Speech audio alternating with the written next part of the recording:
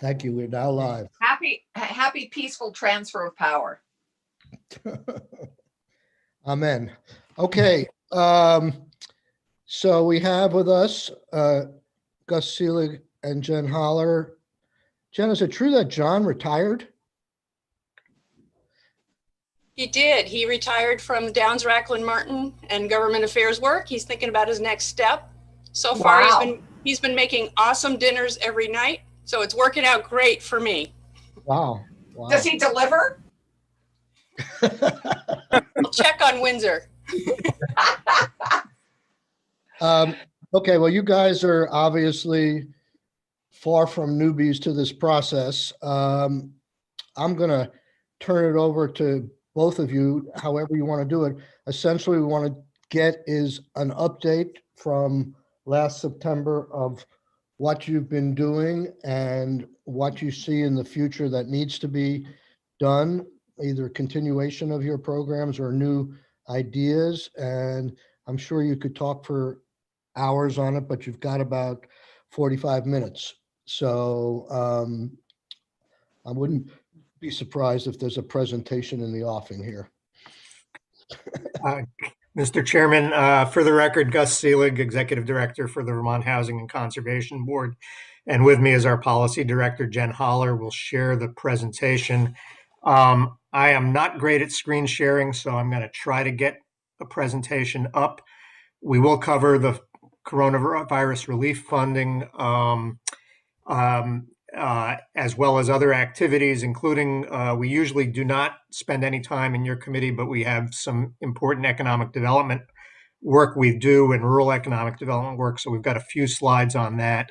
I want to say to Senator Rahm, this is the first time I think I've had the opportunity to testify in a committee that you've been sitting in. So welcome and look forward to working with you. And with that, let me see if I can get the screen share up. If I can't, Jen will.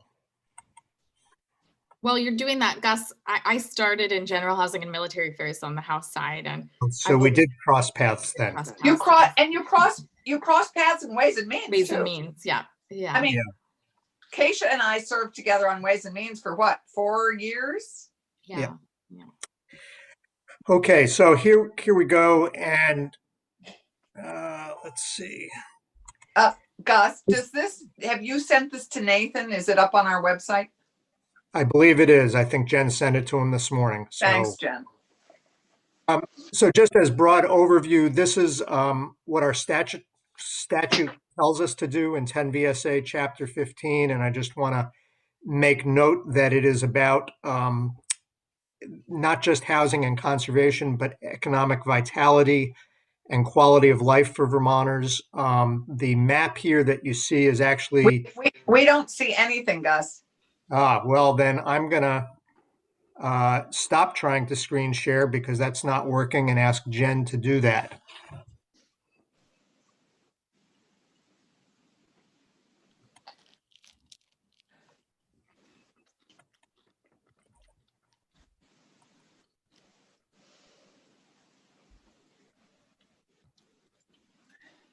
So are you seeing anything on the screen now? It says COVID response and recovery. Okay, great. So let's go to the next slide, Jen. And here's our mission statement for all of you that comes from the statute that you gave us. The map that you're looking at is the village of Shelburne, and this is what we call a dual goal project, which is the highest priority in our statute. And it includes a large amount of conserved land along the La Platte, which is one of those waterways that we've actually been able to measure improvements in water quality, and the construction of 2 different projects, I think something like 100 different units, one by Cathedral Square Corporation and one by CHT in the village, along with 4 homes that were built by Habitat for Humanity that the community welcomed and supported. We weren't sure that that would always happen. Let's go on to the next slide, Jen. And this is our work writ large over 33 years. And we'll talk a little bit about, as I said later in the presentation, about the businesses that are enrolled in our Farm and Forest Viability Program and a program Senator Starr initiated called the Rural Economic Development Initiative. That farm and forest viability program, in addition to its normal business, assisted 524 businesses this year with COVID relief funding all over the state. I guess I just want to say before I turn it over to Jen to talk about the Coronavirus Relief Fund, that this has been a really challenging year for everybody. And I think a very emotional last week for all of us. Yesterday or Monday, I was talking with our AmeriCorps volunteers about Dr. King and Dr. King's legacy. I had the great fortune as an 8-year-old to actually be at the March on Washington in 1963. I can't tell you I remember Dr. King's speech from that day. I think I mostly remember lots of singing and Mahalia Jackson and long walks and a hot day. But I was recently reading the Meacham biography on John Lewis, and there's a point in it where Arthur Schlesinger Jr., one of the president's key advisors, was talking about the need for civil rights and voting rights legislation and saying in the 21st century, people will look back and think, weren't we crazy, essentially, to have the society that we had? And here we are 57 years later, dealing with such fundamental issues among all of us. And as we think about our mission, we think from the moment we were invented, it was about providing access, supporting inclusion, and we are absolutely committed to continuing that work as best we can.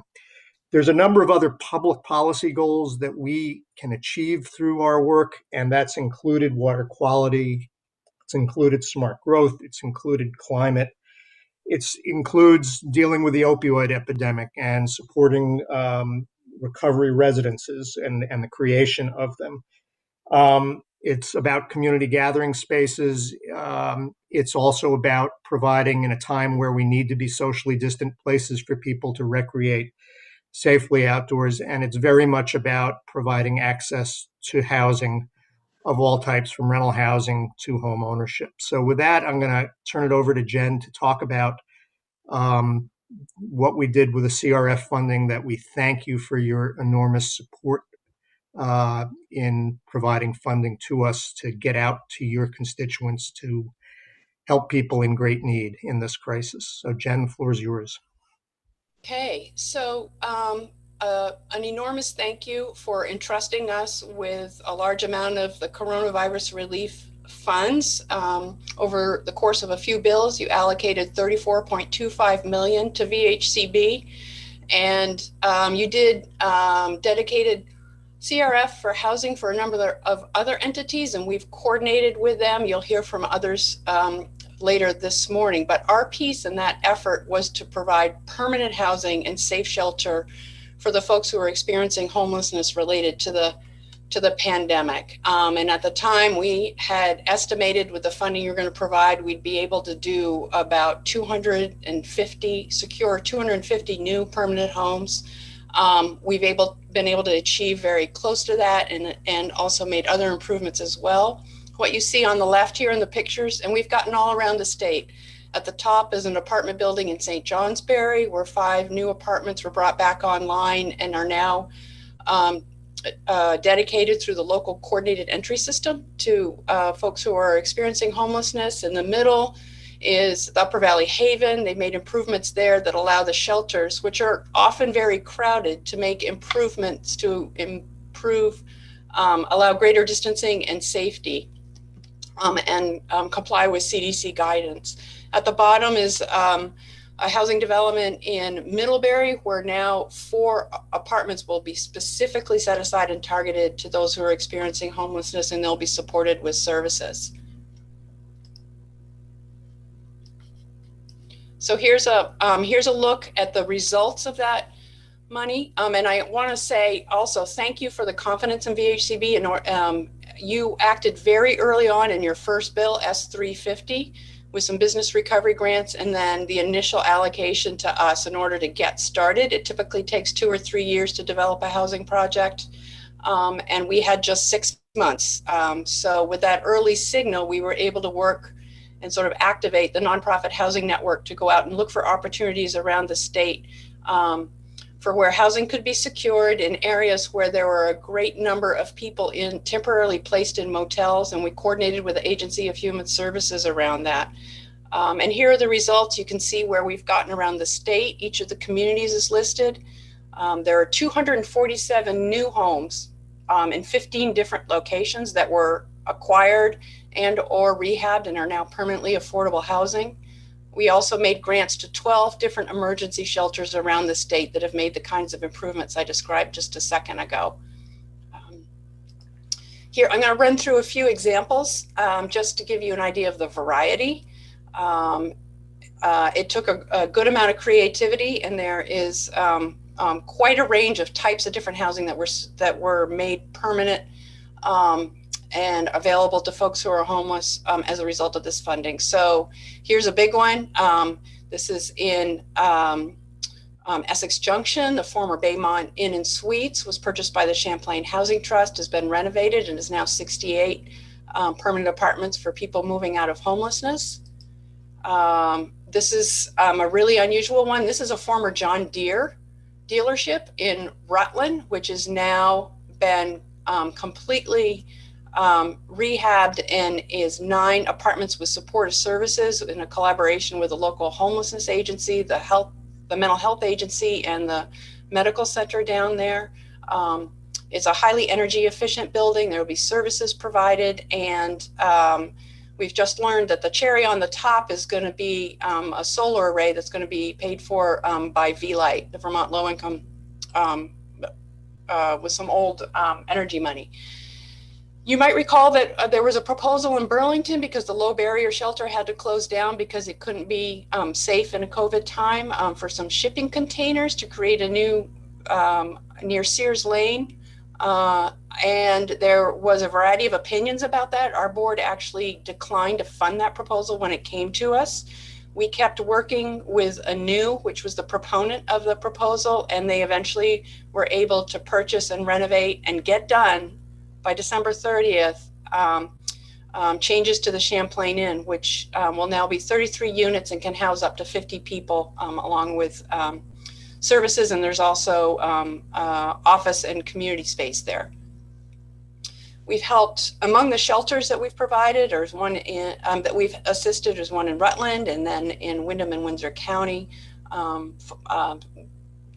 Those shelters are now made safer. This is a pre-COVID picture of people going through a training to help support the folks in those places. Another one of the larger projects is in Colchester, the former Handy Suites. The Champlain Housing Trust worked with Steps to End Domestic Violence to secure this building, renovate it, and it's now 21, it now can be home up to 21 households, and there were 18 adults and 19 children were sheltering there over the holidays, and there more have been moved in since. This is one of the more unusual properties. It's a former chalet motel, very famous in the Brattleboro area. It's been purchased and renovated. There's also additional land on the site, so future housing development may be possible there. There's a very close collaboration here between the Windham and Windsor Housing Trust and Groundworks Collaborative, the local homeless and shelter provider. I want to note here that there was another motel that was that could have been purchased, but it was much larger. It was 60 or 70 units, and there was a discussion in the community and at the state level around whether that made sense or not. And there were a variety of opinions, and some thought, well, let's go for the building that's got the most potential new homes. But in consultation with the Agency of Human Services and thinking about what's going to make the best permanent housing, it was decided that that level of concentration of people with high needs maybe wasn't the best answer, and that also it was going to be difficult to have the services to support all of them. And in the end, this was decided to be the better long-term investment. Jen, I have a question. Okay. Don't mean to interrupt your presentation. Oh, please do. It's just a preview of what we can expect to hear from homeless advocates and stuff, but I'd like to hear it from either you or Gus. we were sort of delirious in our joy last year when we were talking about building back better together. And at some point, there was even some talk that we can permanently end homelessness with this program. What's the status of that goal right now as you see it in the housing world and community? I think we've since learned that there's been changes in a lot of the metrics and we're nowhere near that goal at this point. I think that's right. There's been a lot of good that has happened, and a lot of people now have permanent homes that don't. And I don't want to lose sight of that. If our assumptions or what we knew back in June still held, we would be on our way to ending homelessness. The funding that you provided was going to make available through a variety of ways enough housing or rental assistance that could have helped folks that were in motels at that time to secure permanent housing, either through the rental rehab program Josh will tell you about, through this program, or rental assistance that was going to help people move into existing housing. And hundreds of people have done that, but the pandemic's gone on longer. The economic fallout is been more severe, and while people have been coming out of motels, unfortunately more have fallen into homelessness, and the numbers are now higher than they were when we first began talking about this. So the challenge remains, but that doesn't mean that this in no way does that mean that we didn't achieve what we had hoped to achieve in terms of the number of units and the people who are permanently housed. I just add one other point. There's something like 1,800 households, probably over 2,000 Vermonters in motels as we speak.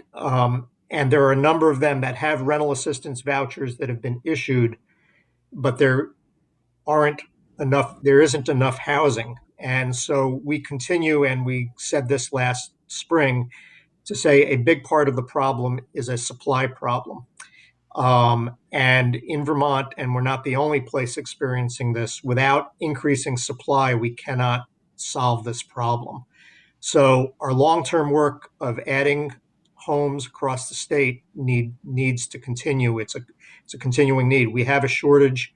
It's clearly, we had a lot of Vermonters who were doubled up prior to the pandemic.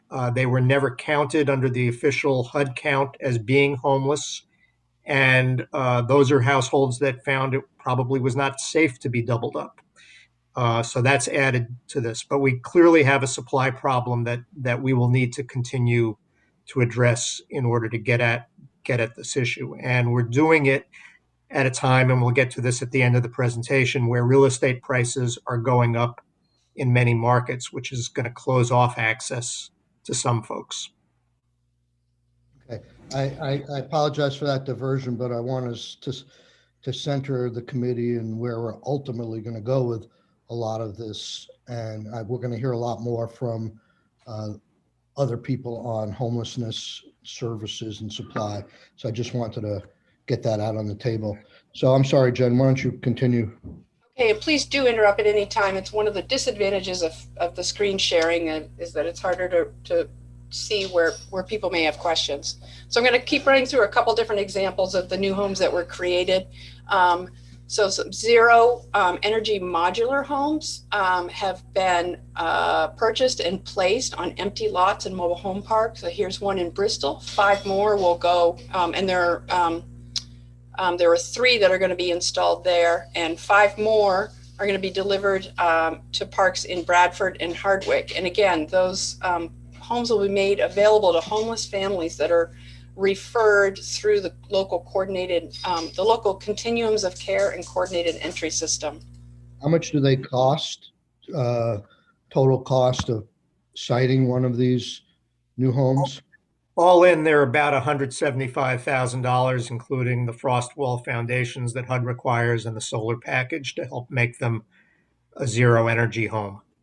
And how many of these did we do statewide? 8 of these. How many? 8 of these. 8. Okay. Yep. Another example of what we've done is that tiny homes in Barry. So one of these homes had been done previously, and they were being constructed by students at Norwich. But Norwich had to shut down, so they couldn't complete the second unit. So we were able to use this was a place we were able to use CRF funds to fill that hole. There was no longer that essentially free labor, but the money filled in. So these are homes for chronically mental people with chronic homelessness and supported by Washington County Mental Health. Excuse me, I stumbled over that. This one's a little unusual. It's in Chittenden County. The Hohum Motel was purchased by the Champlain Housing Trust in coordination with the Agency of Human Services. There was really a need for a facility where folks who are homeless that could isolate or recover from COVID. Obviously, you can't stay safe in your home if you don't have a home. So being homeless during a pandemic is really, really a vulnerable and awful place to be. So the Hohum has been housing people who are either been, as I said, exposed or have come down with COVID. And Vermont's done really, really well in keeping its homeless population safe, which of course is important on a humanitarian level, but also reduces costs to the state in terms of their care. And this property can be eventually be turned to permanent housing when the pandemic's over. So now I'm going to turn. Oh, go ahead, Senator. So I have a question. We're all faced with this challenge of getting money out the door quickly and the December 30th deadline and things like that. Do you have any feel whatsoever whether the people that were selling you these properties knew that and took advantage of it and got top dollar as opposed to market value for these purchases? And if so, I hope there would be some idea going forward how to make sure that does not happen. It was definitely a tough negotiating environment, Senator. There was hopes to do projects in central Vermont and in the Upper Valley that did not take place because an agreement on price could not be met, whether that was driven by what the owners knew in terms of the availability of funds, or, when you're selling a property, if you have a number of members of a family involved in it, which was true in one case, they maybe some wanted to get out of their business and others did not. But it was definitely a tougher, when you have to do things really quickly, you are at a disadvantage. We know that as well. Yeah. Okay, thank you. Okay, I'm going to turn it over to Gus to talk about our more of our core work. And as you mentioned, Senator Sirach, and the ongoing work that's going to need to continue to happen and what we see coming. So I'm going to just take a very few minutes and then we'll get back to your questions, just to run through the kind of work we have always been doing, some of which we've done with the Housing Revenue Bond. The building on the left really was the conception of the leadership of the city of St. Albans. It's right across from City Hall. It was part of a redevelopment of what they considered one of the most blighted buildings in the community. Also includes, not funded by us, new office space for community college and for their medical center. But this is 30 apartments done by the Champlain Housing Trust, with 5 or 6 of them reserved for homeless families. Private builder has also got some revenue bond help for a building that will open in April. On the right is a building we did back a decade ago. It's the Brattleboro Food Co-op. This goes to our smart growth mission, but really speaks in a different way to our dual goals. The food co-op basically was on the same site in downtown Brattleboro, had a long debate about whether to leave the community. Downtown decided they should stay. And then they invited the local housing trust to build on top of them. And so 24 apartments were created in this facility. They moved from a strip mall back on the river right onto the main street, restoring the streetscape. 3 employees of the co-op were among the original renters, so they would never have an excuse to be late for work unless they got The heating system used excess heat from the refrigeration system to help heat the building, along with solar power. And the Brattleboro Co-op, when they started this project, was doing about $12 million of annual sales. This is, as of about 3 years ago, they were well past $20 million, and they source a significant amount of their food from several hundred farms that are within 100 miles of the co-op. So it's a great economic driver for downtown Brattleboro. Let's go on to the next slide. And it's gotten 2 different national awards. Several other housing revenue bond projects. On the left is the primary building in downtown Bennington, at the crossroads of Route 7 and 9, the Putnam block, that had been vacant since the 1970s, and is now at substantial completion. We are a small part of a big economic development project that I attended the opening with the groundbreaking with the governor, and the president of the Bank of Bennington said in his opening remarks, as the leader of the Bennington Economic Development Corporation, this is a project that made no economic sense, but made all the community sense in the world. It's possible in part because both the hospital and Bennington College realized that if they had a dead downtown, they were going to have a dying community, and they both leased significant amounts of office space. We funded just 11 micro units in the building as part of a bigger development. On the right, if you were in Montpelier, is the new transit center that has about, I can't remember, 24 to 30 apartments in it. Some with views of the State House, some with views of the river. 20 years in the planning, and the private builder who was going to build this pulled out at the last minute. And Evernorth, whom you know as Housing Vermont in past years, and Downstreet jumped into their shoes and built the building. And again, units reserved for the homeless here. Downtown St. Jay, the key building, is undergoing a renovation now. The local Economic Development Corporation is buying as a condominium all the commercial space, and Evernorth and Rural Edge are renovating 40 apartments there. This was among the worst slums in the state when it was undertaken. Many years of bedbug infestation. In the middle is the French block, also in Montpelier. And on the left is the Snow block in Brattleboro. This is the Wilson block in Springfield that is just opening as we speak. Senator Clarkson, I don't know if you've been able to get down there, but I saw some I pictures. have. I've had a tour just in October, late October, early November. And again, revenue bond project, 4 units reserved for homeless youth here, along with somebody who will support them, and mixed income, as all these developments are. Senator Ballant joined us for a virtual groundbreaking for the Bellows Falls Garage. It had a setback in earlier this year, but is now on its way to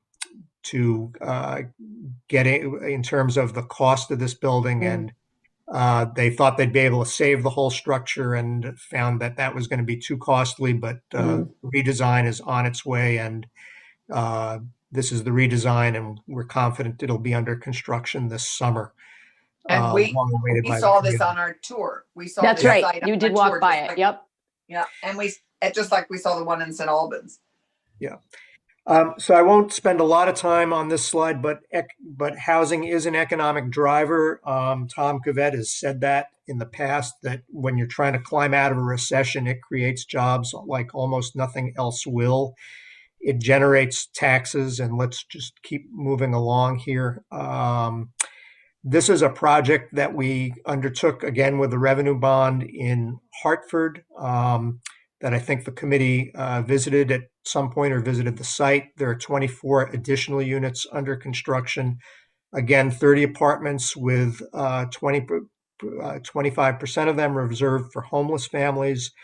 And again, an additional building on its way today, and highly energy efficient.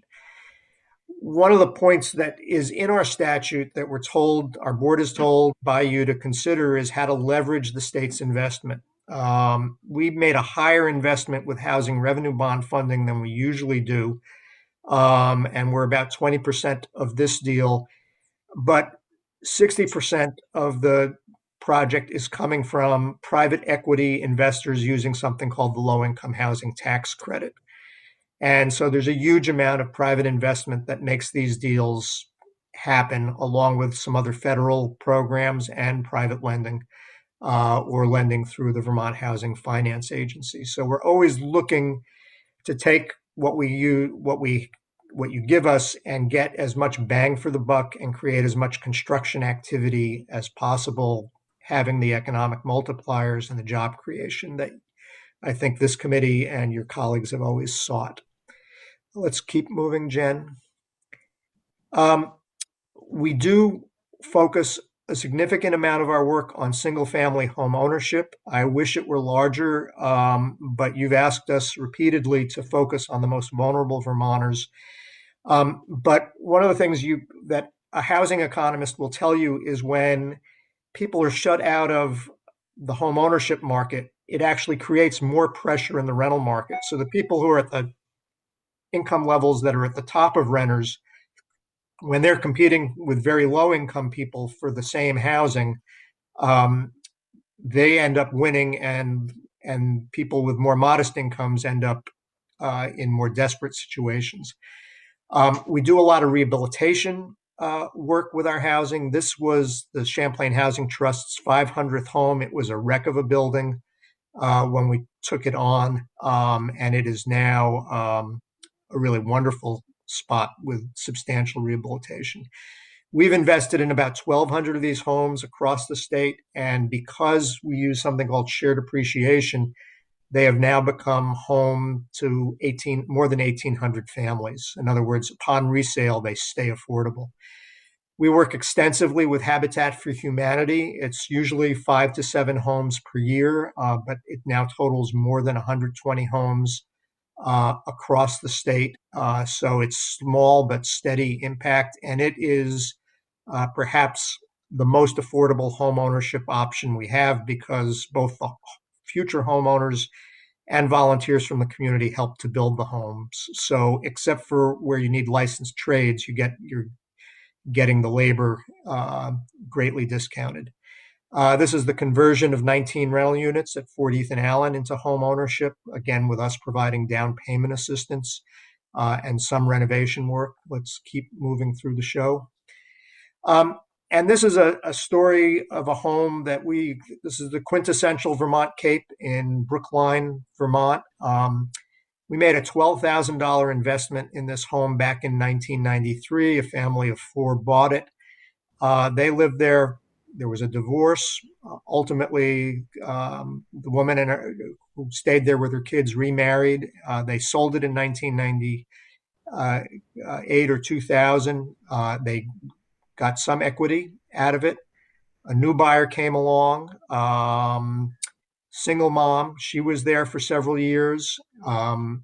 She remarried. She moved on. Then a local realtor in 2005 purchased it. And you're seeing the net purchase price to the buyers and the market values across the bottom of that screen. And they were there she and her husband were there for about 15 years and sold it about 3 years ago. It was bought by a machinist and somebody who worked part-time as a teacher in daycare. And they're still there today. There was actually a decline in the value of the home, but because that $12,000 subsidy had grown to $60,000, given the way the shared appreciation works, even with a decline in market, those sellers were able to leave and get their dollars out, and they earned some equity by having paid down their mortgage, and a new family came in at $110,000. So we think this is a model that works well. We also have a grant from HUD. We've renewed it about 10 times now over 27 years, and it has served 2,700 homes and apartments across the state. 2/3 have been owner-occupied or private for-profit rental properties. The importance of getting lead paint, making homes lead safe, is that lead paint poisoning has cognitive long-term impact on young children that you do not recover from. There's no cure for what you lose when you ingest lead. So really important program. We're glad to support it. It's one of those programs that we actually have to subsidize with state dollars, but important to bring those resources to Vermont, and an example of how we're working with the private sector across the state. Let's move on to the next slide, and Jen, I'll turn it back over to you. Okay, thank you, Gus. So part of our mission is historic preservation, and we make grants to preserve and improve buildings that are available for community use around the state. We've done about 72 over our history. One of the more recent ones was contributing to the renovation and preservation of this community center, the former St. Joseph's School in the Old North End. And our sense is that this is a very active place, providing programming and services, and I'm sure that all people who are used to using that are probably very eager to get back to using it in the way it's fully intended after the pandemic. But we wanted to share that as an example of something we've also done. People think of us as housing and conservation primarily, but I'm now going to run through a couple other things that the organization does in order to support those missions. And can I interrupt for a second? Yeah. Just a timing question. And I know Senator Rahm is pretty familiar with the work that you do, and so is all the members of the committee. We have very little time, and I'd like to focus on the future rather than going through all the things that VHCB does. The problems we're trying to face with COVID, and I think even Gus had recognized that we need to move on to that as well in the. Okay. All right, let me reorient then and talk about what we do, what we think can help with the recovery. Would that be helpful? Okay. Okay, so one thing is our farm. These projects are so amazing though. You ended on a really great note with St. Joseph's, and I spend a lot of time in there at the Association of Africans Living in Vermont. So, I mean, thank you for all these projects. It's not. Okay, yeah, thank you. Back to COVID and CRF. So about 18 years ago, sorry, it's a little bit historical, et cetera, I won't dwell, but VHCB established a viability program to help support the enterprises and businesses that are actually working the land, in most instances that is conserved. So under the theory that in order to keep the land that's conserved open and working well, you need the people who are stewarding it and caring for it to have viable businesses. So we have a farm and forest viability program that provides intensive one-on-one advising, business advising and financial planning assistance to enterprises. Over time, it's been about 850 businesses have enrolled in that program over the last 18 years. So as you can imagine, the pandemic has been a tremendous disruption to these businesses, and CRF funding was allocated by the legislature to help the program set up a rapid response business coaching program to help them access state and federal programs, shift to new markets, rework their delivery systems. And we are happy to report that we were able to provide that support in the last 6 months for more than 500 different enterprises. These businesses are going to continue to need support in the coming months, and they also are very much the future of what we want Vermont to be. So I'm hoping the committee can think of this as a resource. VHCB, out of our annual allocation, provides about $800,000 a year to this program, and then they go around chasing down other federal and philanthropic funds in order to support the whole program. So that's something that we would like to be doing more of. The other piece of our work that we think can help with the recovery is our READY program. The Senate created this. It's specifically designed to help communities that have in rural areas under 5,000 in population. And essentially what the program does is it provides grant writing assistance to help them pull in federal and philanthropic funding that might otherwise be left on the table because they don't have the capacity. Sorry, somebody needs to mute. Okay, hang on just a second. John, can you stop doing the dishes, please? I've never once said that in my life. It's Okay, so anyway, through the Ready program, we help them write grants. Over the last 3 years with $225,000 to VHCB, we've secured $4.4 million for them in order to do a variety of projects. On the upper left here is the Clemens Farm in Addison County, and they received a really competitive national grant. I think it was about $325,000 to help create a cultural arts and cultural center. Jenna's Promise is in Johnson. It's a recovery center. We helped a business in Fairfield move into an old Scrabble factory and is now very successful run-amok maple. And then on the far right is a gentleman in Glover who secured a federal value-added producer grant through USDA. So just think of those as resources in terms of what we can do. This is a quick slide from Guilford, Vermont that shows how all the different things we do can come together when there's strong local leadership. Affordable housing, a community center, the restoration of the local general store, and preserving the Green River that restores floodplain and habitat.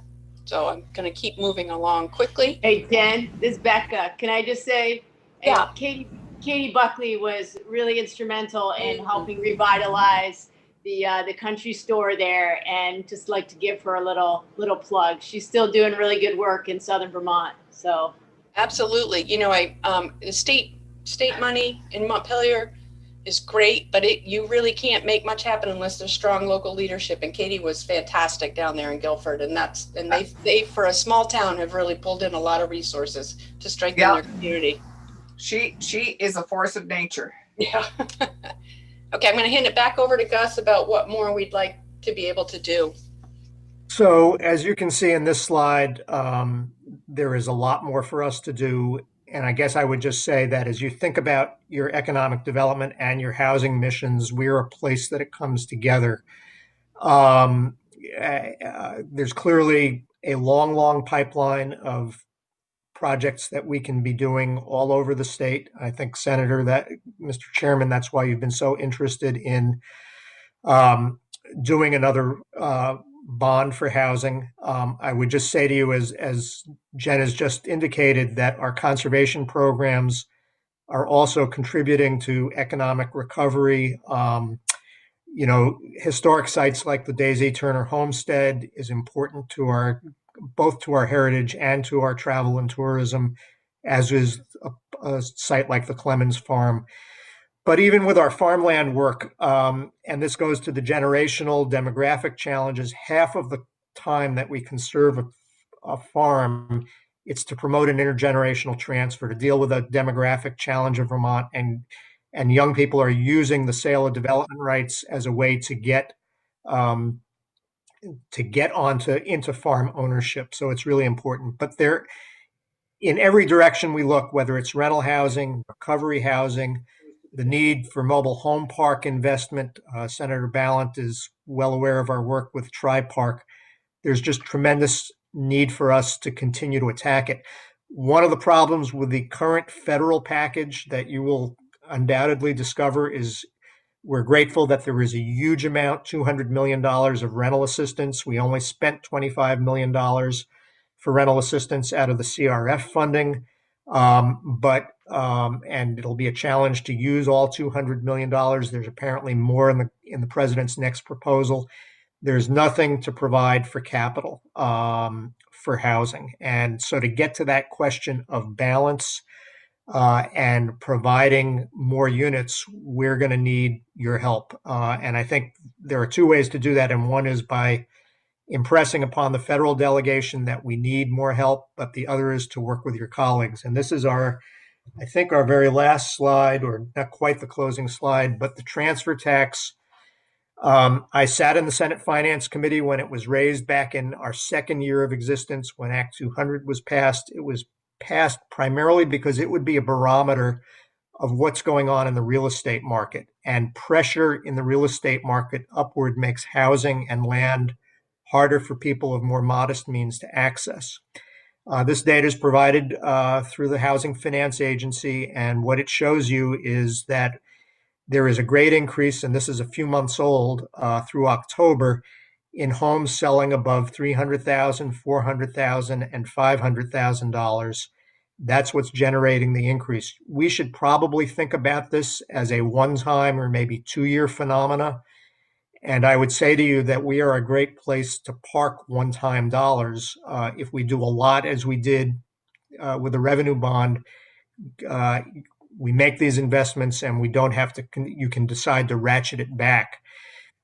Yesterday, there was new data on the transfer tax projections. It went up another $5 million. And what that would mean, if it could be allocated to us, is last year our budget was $17 million, both between the transfer tax and the capital bill. It would go up to $27 million. I know there'll be other competition and other need that Senator Ballant and everybody in appropriations is going to be asked to address, but I guess I think this is a moment at which recognizing what the increased value of homes and land means for people who are squeezed out of the market, this is a time to invest in our work. So we'll stop there, except to say, as we said a few minutes ago, that the numbers of Vermonters who are homeless as a result of the economic fallout and the pandemic is stubbornly high, and we need more supply to address it. We need to do some other things as well, and we will get rental assistance from the feds, it seems, to help address that, at least for the short term. Thank you. Terrific. Any questions for Gus or Jen? So I have one comment. Senator Brock, did you have your hand up? You're muted, Randy. You're muted. I do have just a general question, not to be answered immediately, but I wonder if the VHCB could just provide us with a list of the projects, housing projects that you've done this year, with the number of units that are provided in each, and then the total cost for each of those projects, including specifically the cost of public funds that went into the project in addition to total cost. That would be just very helpful to try to digest what we're getting. Yeah, we will give you that with our annual report, Senator. Good, it's always in the annual report, so you will have that. And if when will that be up, by the way? It's due to you the end of the month, Okay. the end of January. Good, And if there are more questions, please let's explore them all. I will say, Senator, and you have been sometimes asked us hard questions about cost. Because of the nature of the properties that we needed to acquire to meet the 6-month deadline, we did this primarily at the low end compared to what you're used to. So most of those projects are well under $200,000 a unit. Good. Mhm. Okay, thank you. Senator Clarkson. So, Gus and Jen, thank you. This was terrific. And as you know, this is a committee that's completely dedicated to your mission and very, very supportive of this work. And we just applaud how much you got done in such a short window of time, which leads me to my first question, which is with the extension, the federal extension of spending some of this money, how many more projects might be able to be swept in under this? And as we look at FEMA dollars replacing some of the CRF and being able to use some of our other money more flexibly, what do you see that enabling? Well, we turned back about $1.3 million at the beginning of December, and depending on who one talks to, the administration certainly considers those dollars to have been reallocated. There were two projects in particular that the developers just had to give up on. One was in St. Albans, another in Rutland, because they were sure there was no way to meet the December 30th deadline. So were those dollars to be reallocated, and with another year to spend them, we could, I'm sure, find ways to do that. There is much less flexibility in the new package than there was Right. in the CRF package, and that's Yeah. one of the, as we learn more about it, and we're all hoping that in another week there'll be better Treasury guidance than the guidance that's come out so far. There might be a little bit more flexibility. Even the rental assistance program, I'm sure you're about to hear from Richard Williams, is far more restrictive than what we could do with the CRF funding.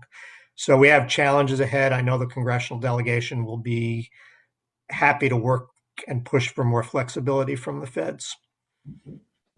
Gus, could I add that, and as you said, they're going to hear from Richard Williams later, and the need for rental assistance is tremendous.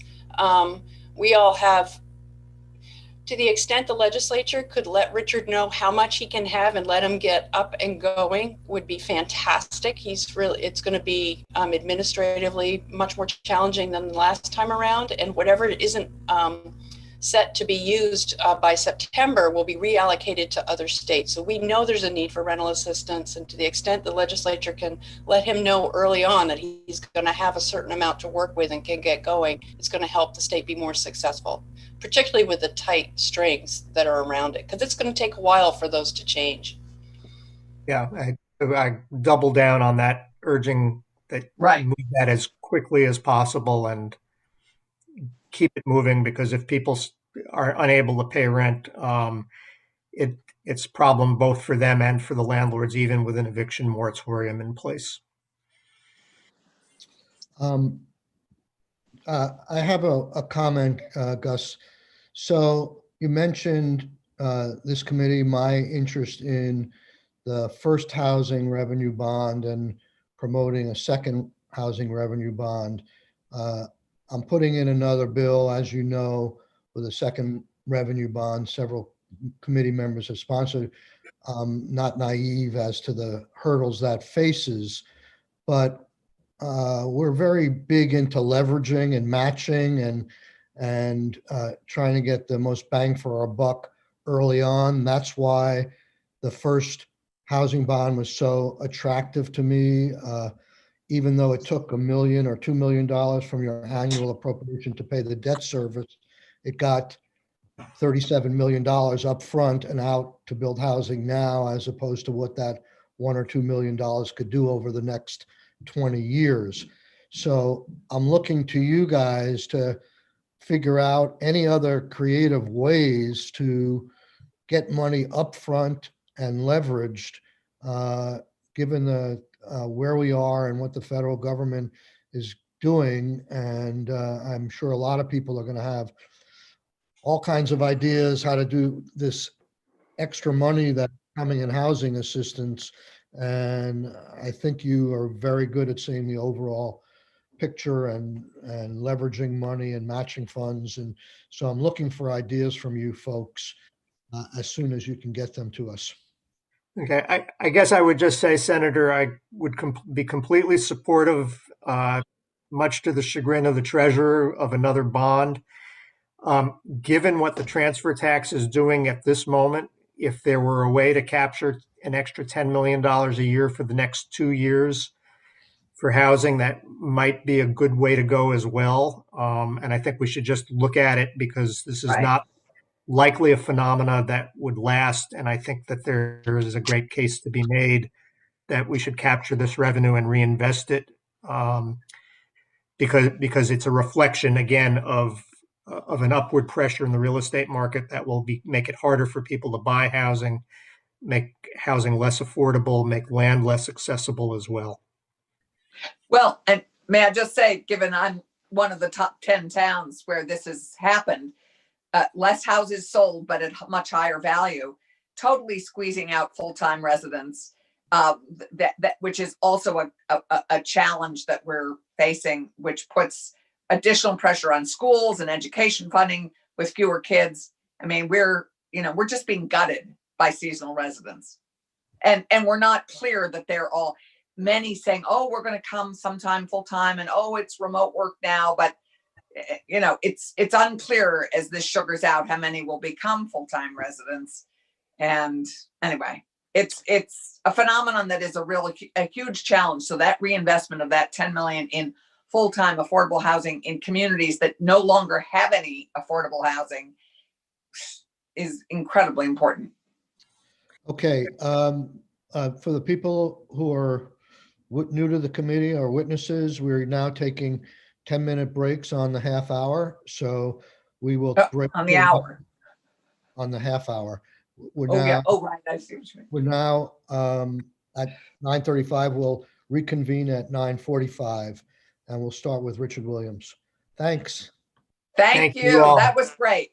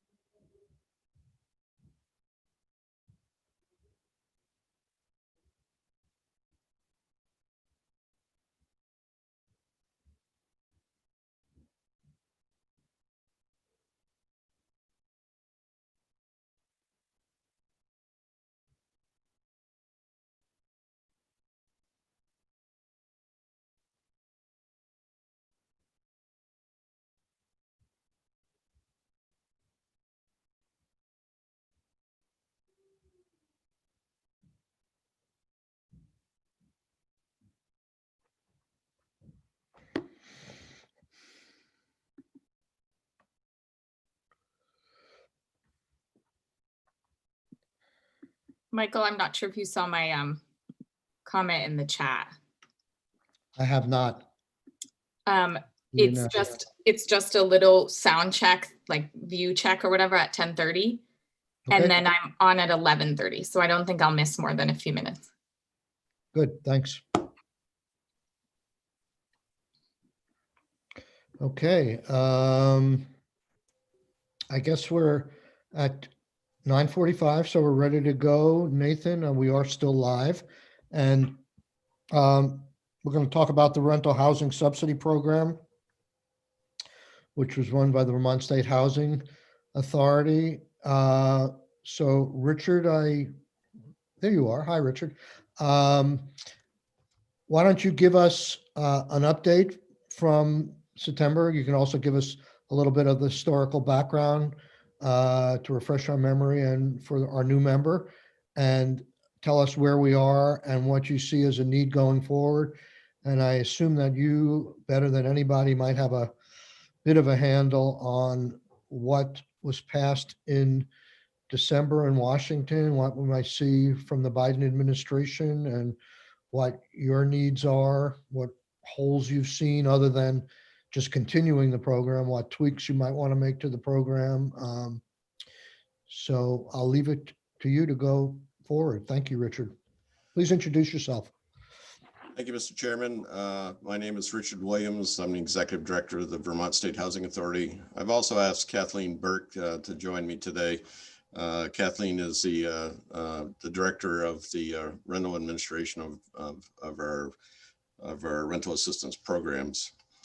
I want to thank all the returning members to your committee and your newest member. Look forward to working with everyone, and this committee's been very supportive to this agency in the past, and I know you will continue to be because housing is in your name. So yes, let's begin. Rental Housing Stabilization Program was just a little background, was contained in a bill called H966. And it was related to COVID-19 funding for assistance for broadband connectivity, housing, economic relief, and it was signed into law by Governor Scott on July 2nd. Vermont State Housing Authority launched its program on Monday, July 13th.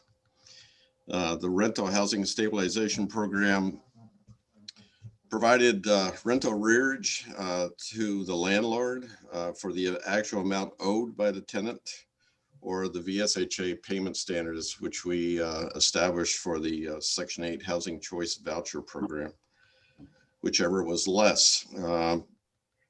You know, the household and the unit had to meet certain eligibility criteria, but the primary goal, if you recall, of this program was to keep Vermonters housed during this public health emergency by allowing them to keep their rented homes, by granting back rent funds and avoiding termination of tenancy, court evictions, and homelessness. The secondary goal was to compensate landlords for some of their losses due to the CARES Act, judicial emergencies, and stay of eviction proceedings. So the Rental Housing Stabilization Program was active for 6 months. And has paid out $21,119,000. Currently, the Vermont State Housing Authority is out of money for that particular program. I will give you a little history. We were appropriated additional money, but in October, we were required to assess the program and look at the expenditures because we had a requirement to report back to the administration on the progress of the program to date. At that time, we honestly didn't think that we were going to spend our full appropriation. We actually thought there would be $3 million in reserve. Therefore, the agency of administration recaptured through the Agency of Commerce and Community Development, recaptured that $3 million. And then in November and December, the applications just ramped up way beyond expectations. At the same time, this program was running, working with our partners, Vermont Legal Aid, Vermont Landlords Association. We were continually modifying this program to include as many low-income households members in various different situations, and that in those organizations, really did a great job helping us with stipulation agreements, which were arranged between attorneys to settle back rent disputes out of the court. Otherwise, it would have led to eviction once the moratorium was lifted. I'm not sure of the exact numbers, but I believe, prior to COVID, there was over 600 cases pending before Vermont courts regarding evictions. I know that our next speakers can confirm those details. We also, almost in like the last month and a half, came up with a new way to spend money, and that was a motion to dismiss. And what we were using was 12 VSA 4773, which provides a renter a way to have a non-payment eviction case discontinued if the renter pays into court all the rent due through the end of the current rental period, including interest and costs of the suit. So that's where there was a case. It was based on rent arrearage. And through all the reaching out, we're still not able to settle those cases. So we worked out an arrangement with Vermont Legal Aid where we paid that amount into their escrow account. And then they, in turn, paid that into the court to dismiss the case. Vermont Landlord Association started up a mediation services program that was late in the program, but I thought was successful.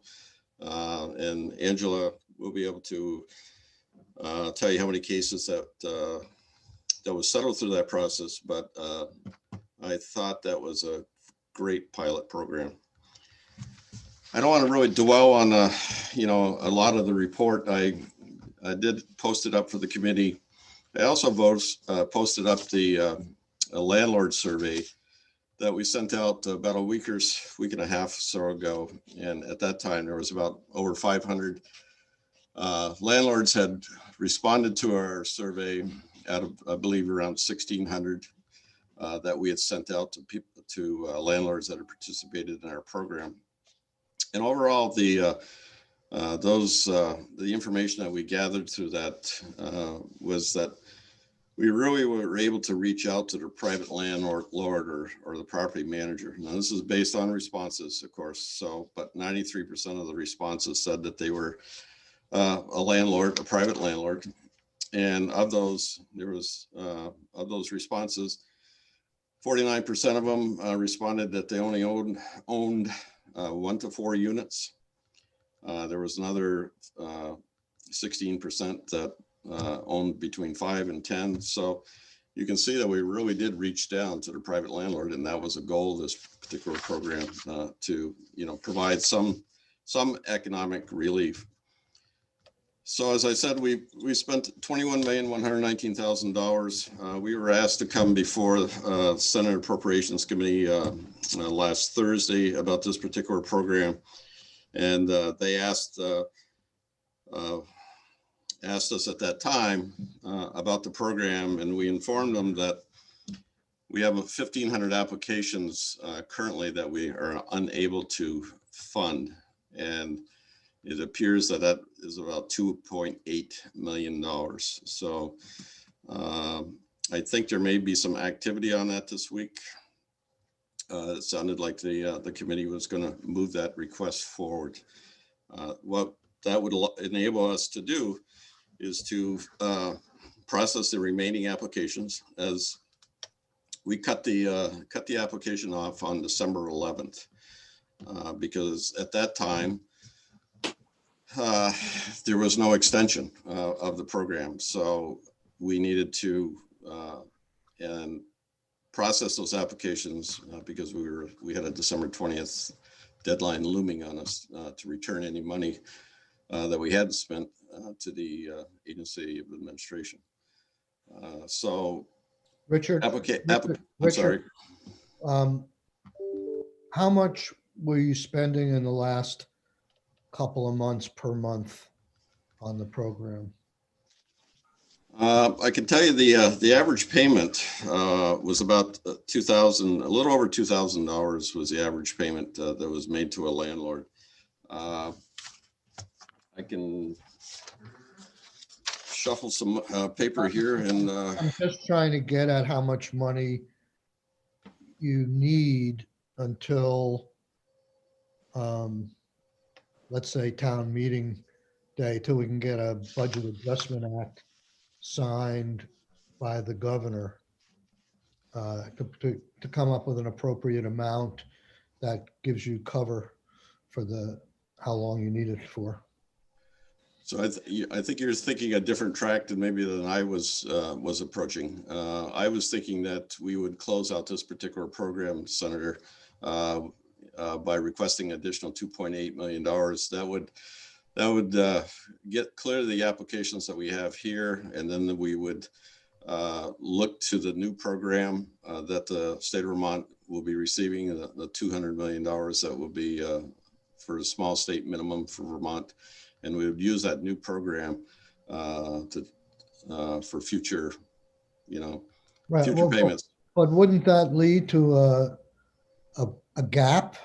I mean, aren't you, all things being equal, wouldn't you need money in the month of January to help pay back rent? And by the time you get that money in, it may be March or April. That is true, Senator. But that would mean that we would have to open up and start taking applications again because we can only process what we have in house right now. So that would mean that a continuation of the current program using CRF funds, I believe. Right. Well- I mean, I want to think outside the box here. I mean, we know there's going to be a ton of money for back rent. Why should we artificially stop the program and start it up? Why can't we figure out a way to keep it going? Yeah, and may I tag on to that, Mr. Chair? Yes, go ahead. I'd also love to get a sense of your understanding of the timing of the 200 million, because it does strike me, once we've set up a program, that there's no reason to artificially end it, that we could continue to fund that aspect of it with these new dollars. So I guess one of the questions is, when are we seeing those $200 million? I don't have an exact date on that. I think Commissioner Hanford probably has a better understanding of that. My understanding is that the Agency of Administration submitted a request. I think it was last Monday, or maybe it was the Monday before, and that a large percentage of that money will start flowing into the state. At that time, I was under the impression it was like 30 days that Vermont could start receiving some of that money.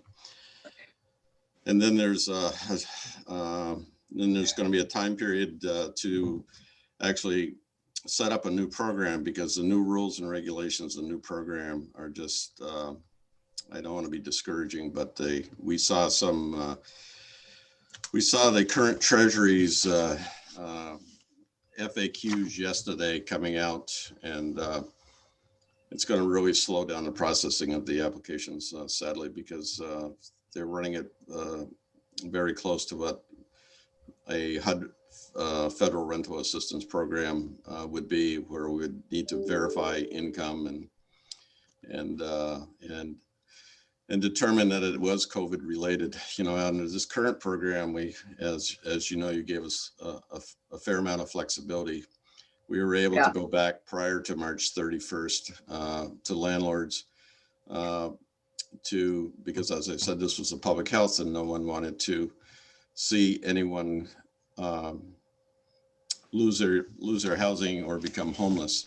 So we had a lot of flexibility. That flexibility is not going to be there with the new program, at least currently under the current outgoing treasurer's determination. We're all hopeful that in the next few weeks, we may see whatever flexibility that the new administration may have. I mean, the act is the act, which is the guardrails for spending the money. I'm not sure how much flexibility a new administration will have with that, because most of it appears statutory to me. So it would appear that they would need to go back and get an amendment to this act to make changes. I mean, we originally thought there would be some flexibility, not as much as the current program, but now it seems I don't want to really be really negative on it, but right now that's the way I feel, is because of what I saw yesterday. It's going to take longer to process this, the required documentation. As you know, Vermont has challenges with internet and broadband, and a lot of the folks that we serve, lower income households, don't have access to good service, or have to go to a local library to try to submit information, and that will be a challenge. Under the old program that we're just wrapped up, it was self-certification on most of the documents that we needed. So I would have to think about this and talk with folks, Senator, to see if there's a way to move this forward under the current program, but I'm not seeing that right now. So, but I will certainly delve into that for you. Okay, so I guess one question I have, there has been talk of $50 million or $10 million going forward. That would have been under the new program? Yes. I had asked the Senate Appropriations the Senate Appropriations Committee brought that up, and they basically were looking to see if I had any guidance for their committee. And I asked them, based upon what we spent on this program, $25 million for 6 months, I thought it was a reasonable request to ask for $50 million as a placeholder. And then I have heard that there was another number of $10 million that had been projected, but I can tell you that's probably not enough money for us to set up the new program, because we're looking at a total new platform to process the applications, and that's close to $500,000. And last year, if you recall, we were appropriated through ACCD, we received looks like $875,000 to cover our staff costs for this current program. This program appears to be much more expensive to administer. We've been, Kathleen and I have been on many national conference calls, listening to other states as to what they're anticipating. And so we've reached out to some vendors, and we're having those conversations. We're hoping to be ready to go, but $10 million I don't think will cover the administrative costs, because we believe we're going to need to work with other entities, not only landlords associations and Vermont Legal Aid, but I think we will need to work with advocates for the elderly, advocates for low-income households, to help them prepare the applications to submit it, because there's so much documentation that will be needed. I don't think, Richard, that I mean, we're getting a little bit ahead of ourselves. I don't think people have in any way come down as to what the amount that's needed for the program. I don't think the $10 million, to the extent that's been suggested, in any way represents the total program costs. It's just a placeholder to move the program forward. We have several vehicles like the Budget Adjustment Act and the budget itself to put more money in to get the number correctly. So I wouldn't be concerned that people are shortchanging this program. But in terms of the 2.8, you're saying that that's to take care of people's back rent since you shut the program off and through December 30th, and that's the only money you could ask for essentially right now out of the old CARES funding. You couldn't pay with the extension that was given in spending the money. You still can't pay for January rent, for instance, for anybody? So this would cover the all the applications. As I mentioned, the program was terminated on December 11th. So the applications I'm referring to are the ones that we have in-house that were received by that deadline. It does not include monies going forward from December 11th to the 31st. But could that be paid for with CARES funding? That's another question I think that would have to be answered by Commissioner Hanford, because we understood there was restrictions. I don't know if those have gone away, but there were restrictions about paying January rent. We were able to pay that some January rent for tenants that were forced to move for whatever reason. We were able, as long as they'd entered into a lease prior to December 31st, for the 1st of January, we were able to make payments on their behalf. I'm not sure if we can continue that into January now because of the new program, but we certainly can. We can find that out. So we do have Josh on our agenda today, I believe. Senator Rahm.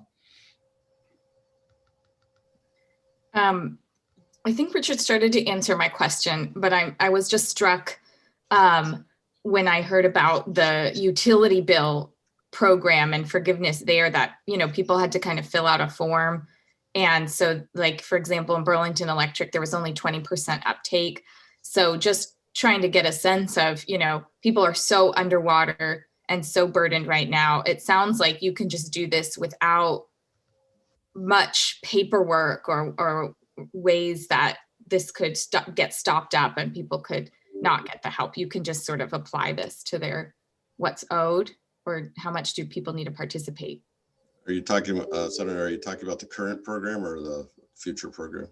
I guess both. You know, has there been barriers that you'd like to see addressed in the new program that come from the federal government? Well, the new program, there's a lot of barriers. You know, it's going to be very complicated for no matter what income level you are. It's still going to be complicated. There will be restrictions on the use of the future funds. It has to be for at incomes at or below 80% of medium income. It also has to be a preference towards 50% medium of income or below. So, you know, the means testing will take time. We're looking, hopefully, you know, that we may be able to, and you folks may be able to help us out, because we're going to need information in order to process these new applications with this new this $200 million that's coming in, and whatever portion we may receive of that. So, you know, we currently have some memorandums of understanding with Department of Labor, you know, for our federal rental assistance program. We also have a memorandum of understanding with Agency of Human Service, so we can, again, with our Section 8 voucher program, so we can verify eligibility, verify income fairly quickly. Part of this is also the new program. They want verification of the 2020 income. And that's going to be difficult because many people that are very low income don't even submit a tax form, and also the filing date of, you know, obviously April 15th. So those look like huge delays to us right now, and also very complicated to get that information. So that's why I think what the funding that we would get would have, what I would propose would involve other agencies to help us get this, to package up applications to get them in, and that we would compensate those agencies on their behalf. If under this current program, if you remember, you actually broke that out a little bit differently. Agency of Human Services received direct allocation, and then ACCD received fundings, you know, for this particular program, also for the Landlords Association. Vermont Housing Finance Agency received a portion of that as well. And there was money set aside for the Department of Housing Community Affairs to administer a rental rehab program. So I'm not sure if I answered your question, Senator, or just probably I'm just, No, it's helpful. you know, just, you know, you're seeing my personal reflections on after seeing these guidelines yesterday. So, Right. It just looks like a huge burden, administrative burden overlay on a program that you designed that got money out the door fast with modest administrative overlay. And it's so frustrating to see the feds burden this with these additions, but we'll hope the Treasury guidance changes in due course. On the other hand, it's not unusual to see subsidy programs mean tested. And, yeah. And I'm wondering whether there's a part of me that says there's people who are lower income have greater needs here, obviously, and to target the money to those folks. So I'm wondering whether you have any evidence in terms of your metrics or whatever, of what the income distribution might be, or anecdotally what you see in the existing program. Have people who have clearly could have afforded their rent come and taken resources perhaps from other people who needed it more in your program? we certainly, I believe we'll be able to document that for you. We're currently working on finalizing this report, and there'll be a lot of graphs to show it to you, but I can tell you from what we were seeing is these are low income households that were receiving this benefit, no doubt about it. And Mr. Chair, from all we've heard in our housing community, that there's huge need for that next bump up. I mean, that next group up. I mean, completely agree with you on low income, our lowest income households, but there's been huge pressure on that next group of still what one would consider low income. It just isn't as low as this threshold that's been set by the feds. My other concern, Senators, is with this new program, there's these deadlines that 65% of this money has to be spent by the end of September. Right.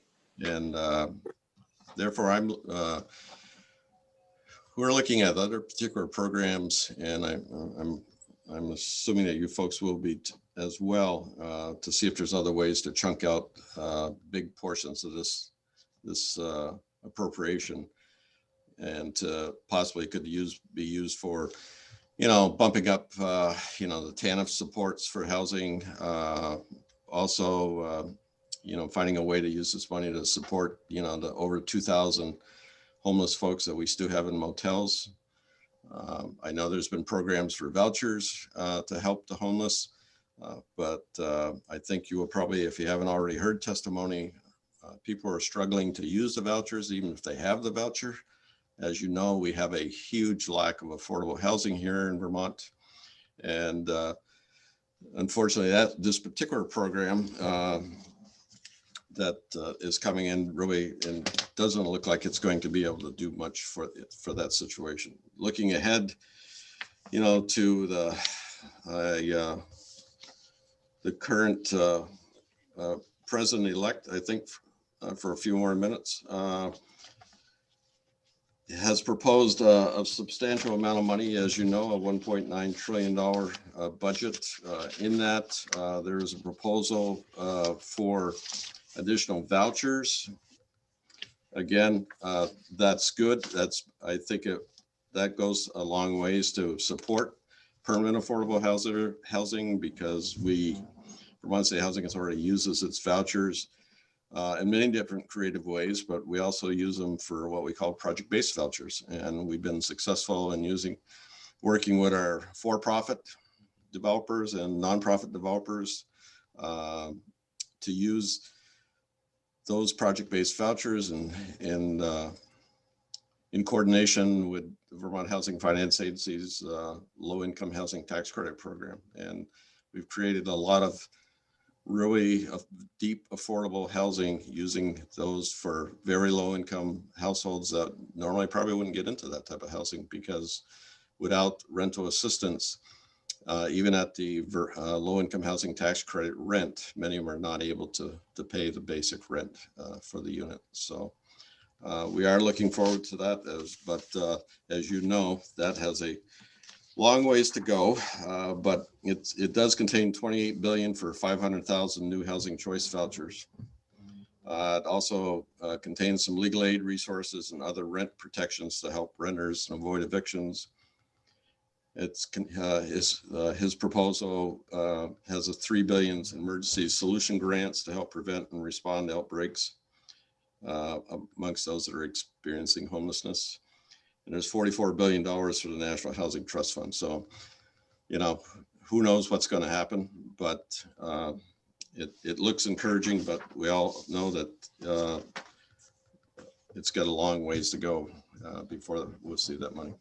So my goal here for this committee is for us to be an integral part of the decision-making and try and anticipate the kinds of challenges we had last time around, where money had to go out the door so fast that we had to give so much discretion to the administration, not only on housing, but on economic recovery. And we may find ourselves in that situation as well. But Richard has sent me, I don't know, 10 days ago or something, a list similar to some of the stuff he's just saying of all these creative ideas of how we might be able to spend this money. I mean, $200 million is a lot of money. It sounds like we're going to double that with the Biden proposal. So what I'm going to ask Josh Hanford to do is to sort of convene a group, if he doesn't already have one, and keep us in writing, informed on a weekly basis of all the ideas you're considering and the guidelines you're getting from the federal government, so we don't have to keep having you back every week to know what's going on. So when the time comes to make a decision to design this program, the 5 members of this committee can have some input on what that looks like and what the guardrails are around those programs. So we just don't get stuck and say, all right, do whatever you can do. And I'd like not to be in that situation. That's not the way the legislature should function. So I appreciate your time, Richard. We've got a couple more witnesses before our next break. Let me turn it over to Jean, and is it Jean or Jean? Jean. You're muted. It's Jean Murray. Okay. Jean, thank you once again for being here. So I'm interested in your perspective on how the program has worked, and I'm specifically interested in knowing how it went with the agreements and protections against rent increases and evictions that came along with landlords getting this back rent paid. Thank you. For the record, I am Jean Murray. I'm a staff attorney at Vermont Legal Aid. I've been at Vermont Legal Aid for 23 years and have worked since the last time we met on this program as well as the eviction moratorium. And so I want to thank this committee for the support that came for housing issues that allowed us to basically keep people housed in Vermont during these last 6 months.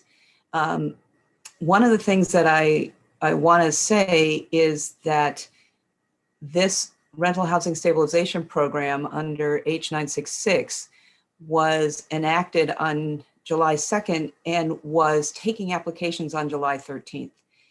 And that meant that Vermont State Housing Authority had to immediately gear up, create an application, start figuring out how to process applications. And then they have been working incredibly long hours, very hard, very focused, very concentrated for the last 6 months in order to process the applications and take applications that are really going to amount to $25 million. That's been a tremendous amount of work, and they've worked very hard. So if I were thinking about what to do with new money, I would start now. I think Angela would agree with me. Vermont Legal Aid needed to staff up in order to do its part. That takes a little bit of time. The staff that we had through December 30th, because we couldn't promise them that there would be a program after December 30th, they've moved on. We will have to rehire to do our parts. We also need to be earlier in the outreach effort to get to community agencies and train them about what the new program will be so that they will be available to help us. So when we're talking about what is needed now, in addition to paying off the pending applications, we need to really start trying to figure out now how Vermont State Housing Authority can staff up, Vermont Legal Aid, Vermont Landlords Association, and the partnership that we put together to be able to distribute the money that we did. You asked about how well did this program work to prevent evictions. Once Vermont State Housing Authority gets its final tally with its spreadsheet, we will request information from the judiciary, data from them about pending cases and cases that were pending last March. And we'll cross-check because what I think is of the 600 cases that were eviction cases that were pending last March, a number of them became resolved because the parties accessed the rent payment. And one of the conditions for accessing the rent payment was to agree to drop or cease or stop any current eviction cases. And we believe quite a number of people did that without lawyers helping them, whatever. They just got the payment and dropped the case. The other thing I know is that in a regular year, about 150 eviction cases get filed per month. The moratorium allows landlords to file cases, but they're filed and then they're stopped right there, if you recall. So this year, since March, instead of 150 cases a month being filed, only about 50, actually less than that, cases per month statewide got filed. So new evictions were very much slowed by the possibility of landlords getting payments because about 75% of all eviction cases are for non-payment. And once you take that away, then there's no need for an eviction case. So we do think that being able to have rent paid really reduced the number of eviction cases in the court. We want to be able to do that cross-check thing once we get all the final data in so that we can actually give numbers. In terms of slowing rent increases, the provision of the rental housing stabilization program had the landlords promising not to increase the rent before January 1st. And I think that basically worked. We got a lot of applications in the last 2 months. Richard, I don't know if you said this, but you got 1,000 applications in the last 2 days. So the prohibition against not increasing the rent until January 1st became less and less important. I think my written testimony, I start from what did we learn that we didn't know. One thing is I learned, which was a revelation for me, is that landlords and tenants, once the financial tension is taken away, they can really work very well together. They are supportive of each other. They work together in this crisis to keep people housed and afloat. The other thing that was revealed to me is there are a lot of landlords who financially carry their tenants through the year. I more or less realized that before because a lot of times at tax time, when tenants are getting their tax refund and their earned income tax credit, they go back and pay a few months rent. And there are several occasions, well, that is one during the year, and in between landlords carry tenants. We tend to think about problems in landlord-tenant law as cats and dogs, they're fighting all the time. But as a matter of fact, this experience proved that that's not true, that landlords and tenants, the majority of them cooperate all the time. I have studied the new statute coming from the federal government. And one of the problems is going to be delay. So as Richard was saying, that statute says that if by December, 65% of the 200 million isn't committed, then the Secretary of the Treasury can take it back and send it to states where it is committed. I don't know whether or not it's possible to spend $200 million on back rent between now and September, but I do know it will be a lot harder, given that we won't even be able to start doing that for now a month or two. And so again, I guess the thing that I want to reiterate is if we can begin to understand in advance what it's going to take administratively to run the program and start doing that now, even before we get the dollars to spend giving rent and utility money out. I think. Can I ask a couple of questions? Sure. In terms of outreach on this program, do you think in the low income community, it was widely known that this benefit was out there? That's one question. What the take up rate might be, and how does the program work in terms of if somebody applied in July and got their back rent paid, can they keep applying monthly and every month get their month, let the rent go in arrears for a month and put another application in and get another month's rent? Those are two questions I have. Yeah, so for the program we just finished, the one that ended December 30th, reapplication was allowed. And we also said that the program said that rent had to be in arrears in order to apply. So in other words, if your rent is due on September 1st, you can apply for September's rent on September 5th. That nuance, I don't know how well it was known. I do know that many tenants and landlords applied more than once. And sometimes it was sort of that people hadn't really figured out the best scheme for applying, and so could have gotten more money from the program, but didn't because of the dates that they were applying. The new program will be allowed to pay rent in advance, so it won't need to be in arrears in order to be eligible for the program.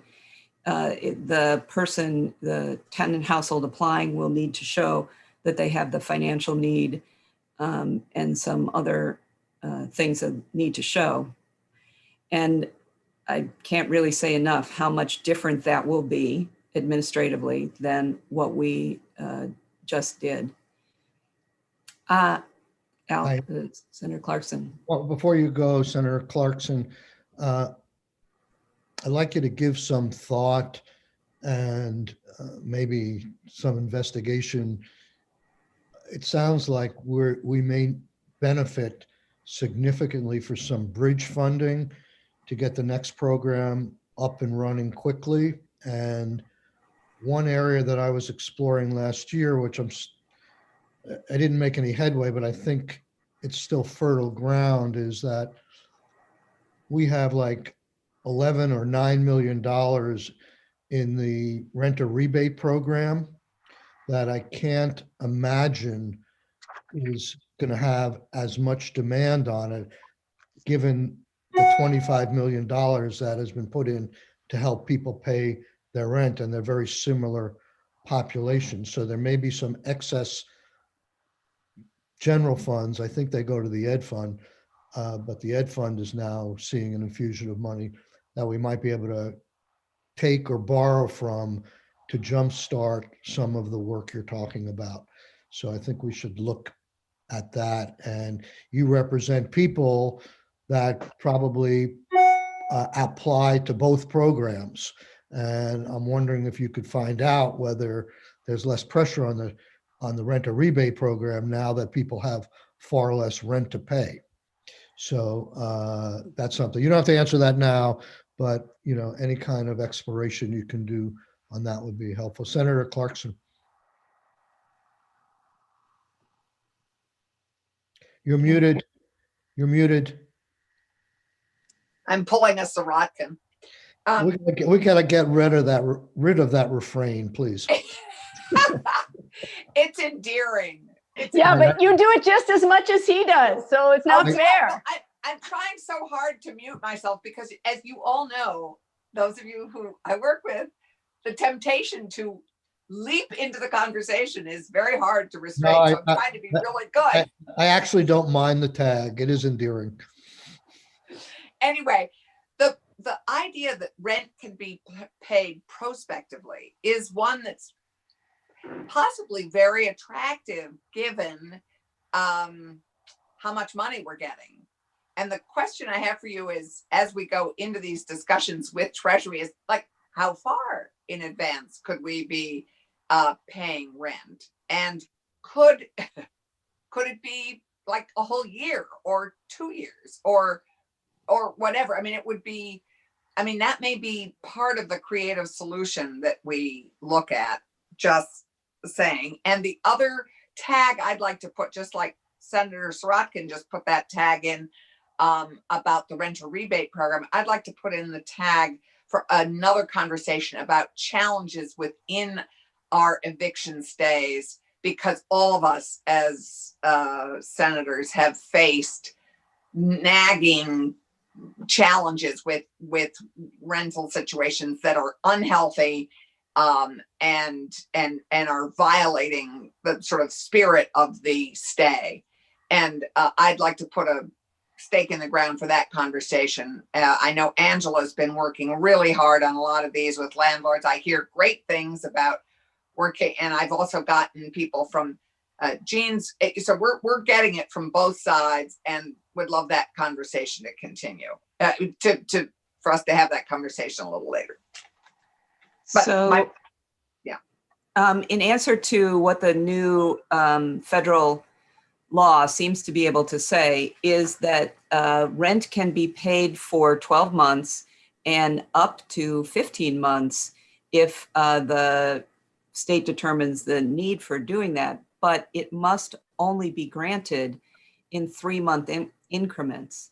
And on top of that, if the way the person proved their financial eligibility for the grant in the first place was based on their current income, as opposed to their whole previous 2020 income, then every 3 months, that group of people is going to have to verify their income as well as their need for the next 3 months. So everybody in the program has to verify that they need the program for another 3 months. And a percentage of those people are also going to have to financially verify every 3 months, which is why it is going to be such a huge administrative burden. But the program could give a subsidy, conceptually a subsidy for 12 months. But the people who are receiving it would need to check in fairly regularly. And that is going to take a lot of staff to do that. Could we? I think I'm going to let Angela talk about the moratorium and how she might see it. I don't always entirely agree with Angela. I do think that the mediation program, which we started fairly late, can go a long way to solving some of those issues, short of needing to change the moratorium. And yeah, Could we, are we able to, it may be too early to tell and maybe a legal question, but are we able to add provisions to the federal outline? Like, for instance, if we wanted to continue the requirement of no rent increases for families or landlords that take advantage of this new tranche of money, would we be able to add something like that onto our program requirements? yeah, from my point of view, our program that we put together for rental housing stabilization program had a number of tenant protections in it, including the don't raise the rent and cease evictions. And we also said we didn't want to spend money on places that had life safety issues and really were in dire need of repair. And so this statute doesn't have tenant protections like that in it. It hints at them. It says that you could be at risk of homelessness because of health and safety issues. So but it doesn't require those tenant protections, but I would certainly advocate for there to be tenant protections in this process. Okay. One of the things the last program required, in order for the landlord to get 100% of the rent that the landlord was owed, the tenant and the landlord had to apply together. Or looking at it the other way around, in order for the tenant to get 100% of what they owed paid, the landlord and the tenant had to apply together. The new program is really based on the tenant household application, and all the landlord has to do is cooperate with receiving the money. And even if they don't cooperate, the money can be paid to the tenant household to pay the rent or the utility bill.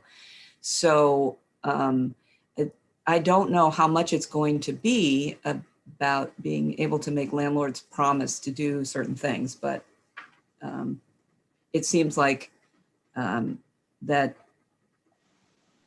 because it's about housing, we could make the program aware of repair issues and things like that. My fantasy is being able to use those other housing expenses that is in the federal statute, hasn't been defined yet by the Secretary of the Treasury, to make repairs. I would love to see that money available to make repairs to keep units online. Suffice it to say, there are members of this committee that share that fantasy.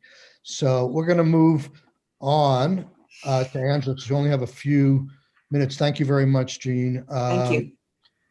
Angela, I know you weren't thrilled with all the provisions in the eviction moratorium because you wanted some guarantee of monies, but you stayed with us, and I think you were justly rewarded, and it worked out. So give us any thoughts you might have in 5 minutes or so, if you could. Absolutely. Thank you, Chair. For the record, my name's Angela Zaykowski. I'm the director of the Vermont Landlords Association. I'm also a practicing attorney, and I represent landlords around the state of Vermont, primarily in eviction type proceedings. I think what I have not heard my other two witnesses this morning talk about is the collaboration and cooperation. It's at sort of an unprecedented level that we saw between tenant advocates, landlord advocates, the state, Vermont State Housing Authority. Senator Sorokin, getting to your point, we have been meeting weekly since June, maybe, about this program. So myself, Jean Murray, Wendy Morgan from Legal Aid, folks from the administration, the folks from Vermont State Housing Authority. And that's part of the reason why we have seen some of these additions and changes to the program as it's progressed, because we were able to, by having those weekly meetings, see areas that needed to be addressed, look to whether within the authorizing legislation we could develop new avenues to the program. And when we were given the okay, did it. So the mediation program is actually one of those concepts that sort of came out of this weekly meeting of the stakeholders as a way to deal with some of the impacts and effects of the eviction moratorium. And what the mediation program did was pay for professional mediators up to $3,000 of mediation costs for landlord and tenant disputes. We didn't require that there was a pending eviction case. And so we just needed a landlord and tenant to say, we're having an issue and we'd like somebody to come help us resolve those issues. We didn't launch the program until the middle of October. So this was a very late to the game type of program. We did get 8 applications in. They all came in late in November and into December. So again, it's that lead time that we're talking about with wanting to have some funds allocated now so we can start developing a new program, because we know with anything there is time. It takes time to get programs up off the ground and to get the word out that these programs are available. Of those 8 applications for mediation, 6 actually managed to mediate before the deadline at the end of December. 4 of them completely resolved. 1 was a partial resolution and 1 did not resolve, though that mediation happened on December 28th. And I think if we would have had more time, it may have, and folks would have had additional resources, our HSP still being available to them, it is possible that it could have resolved as well. The average cost for mediation was $1,000. So it was a relatively low cost way to help, or just have one more avenue for folks to have their issues addressed. Feel like they're being heard, feel like they're having some sort of process. So that's actually one program that we would encourage the legislature to look at continuing to fund, because I think it will help offset some of the challenges of the eviction moratorium. Okay, thank you. So that money for the mediation has come out of your $250,000? Correct. And the ACCD actually recaptured 85,000 of that 250,000 because we were not going to be able to use it by the end of the year. If we would have had an extension by the federal government sooner, that would have been fantastic. So math wise, that we used 100 and whatever 250 minus 85 is. Okay. I sort of never got the question answered, and it's up for anybody in terms of the penetration rate. How aware of the program? I mean, having it be a joint landlord-tenant program, I imagine that there, in the landlord community, there are a lot of people that tell their tenants about it and get the application going, yada, yada. But I'm just wondering if there are a bunch of tenants out there that could use this help that are unaware of the program. I mean, it's entirely possible. We did advertising.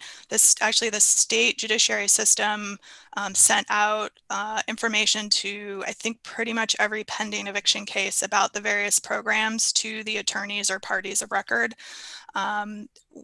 We did outreach. I know I did seminars with CVOEO about these programs. There were Facebook ad campaigns by my organization, by other organizations. Vermont State Housing Authority did Front Porch Forum information out to the entire state. There were radio advertisements. There was a video that was created and then translated into 7 or 8 languages about the program. So we've really tried hard to cover as many avenues as possible to reach everybody. Is it perfect? No. Short of a direct mail to every person in the state of Vermont, it's challenging, but I think we've covered as many bases as we could. Can I just jump in? Because I really think that even though we did all of that, Vermont Legal Aid, we did town halls on YouTube and things like that, that it would help if we did essentially road shows to service organizations for like the community action programs and the councils on aging and things like that. Because everyone, and it seemed surprising to us, every once in a while you'd hear about somebody who is saying, oh, I didn't hear about this before. And sad stories like, I put all my rent on my credit card and now you're telling me I can't get money to pay off my credit card. I can only get money for rent. So that kind of, I think being able to really do a campaign and go to service organizations and things like that is something that I want to do better in this coming year. Because as I say, it was a real rush. Vermont Legal Aid got lots of phone calls. Vermont Landlords Association got lots of phone calls. Vermont State Housing Authority got lots of phone calls. I mean, we added staff to answer the phone, and so did Angela, and so did Vermont State Housing Authority. And still there were always more phone calls and people that were trying to find out information. So I think we could do better. Senator Clark, so very, very briefly, because we need to take a break and we got to get done. by 11:30. Just quickly, is this one of the creative ways we could continue this program with some of our new stimulus dollars, some of the 200 million? I don't even know what we're really calling that money, but stimulus two, encumbered stimulus two. It strikes me that because it's about rental and mediation, that it might fall under the creative umbrella of that. I think we're still waiting to get some guidance on that. It was part of a series of questions that have been posed or are being posed by the state to Treasury to find out these answers, because we're trying to figure out how many of our existing programs we can cover under this new money. The new guidance that came out are making it harder and harder for us to think that we're going to be able to do as much. But don't worry, we got a creative group. We've all got our thinking hats on. Thank you very much, everybody. It's been very informative and we're catching up, and great work under tough circumstances. So we're going to break till 10:55. We'll hear from Maura for 20 minutes or 25 minutes. It'll take 10 minutes to talk about and vote out, hopefully, the deed restriction bill S14. So we'll see you in 8 minutes. Thank you.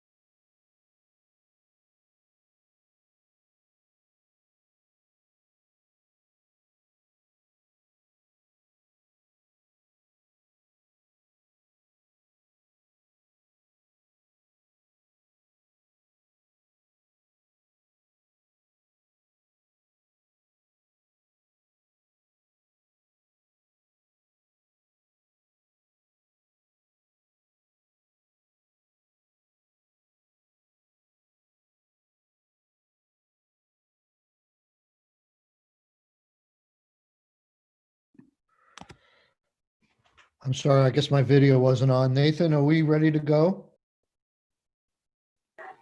We are. Thank you. Okay, we're gonna move on to the home mortgage assistance program with Maura. And Maura, we've been asking people to give us an update on what's been happening since we adjourned and going forward, whether you have thoughts as to what we can do to continue to address the need. The pandemic hasn't stopped. The program may have stopped. Hopefully we can get it up and going in some form. We've got a lot of housing money coming our way. It's restricted, may not allow for this. Actually, I thought I may have read that there may be some mortgage assistance monies in the new bill as well, or in the Biden proposal. So I'm going to give the floor over to you. We're probably going to stop at in about 20 minutes, if that's okay. That is more than okay. I have a very hard stop at 11:30, so thank you. My name is Maura Collins. I am the director of the Vermont Housing Finance Agency, and I'm joined today by my colleague Chad Simmons. Senator Ballant may remember Chad from his Windham County, Brattleboro days. He's keeping it real. Windham County represent. Chad, my so God. nice to see you. So nice Good to see you. And he currently is a Washington County resident, but most importantly is now VHFA's newest employee, helping me out with covering the State House. So you will see him more when we are back in the building. I wanted you to have a face to put with the name.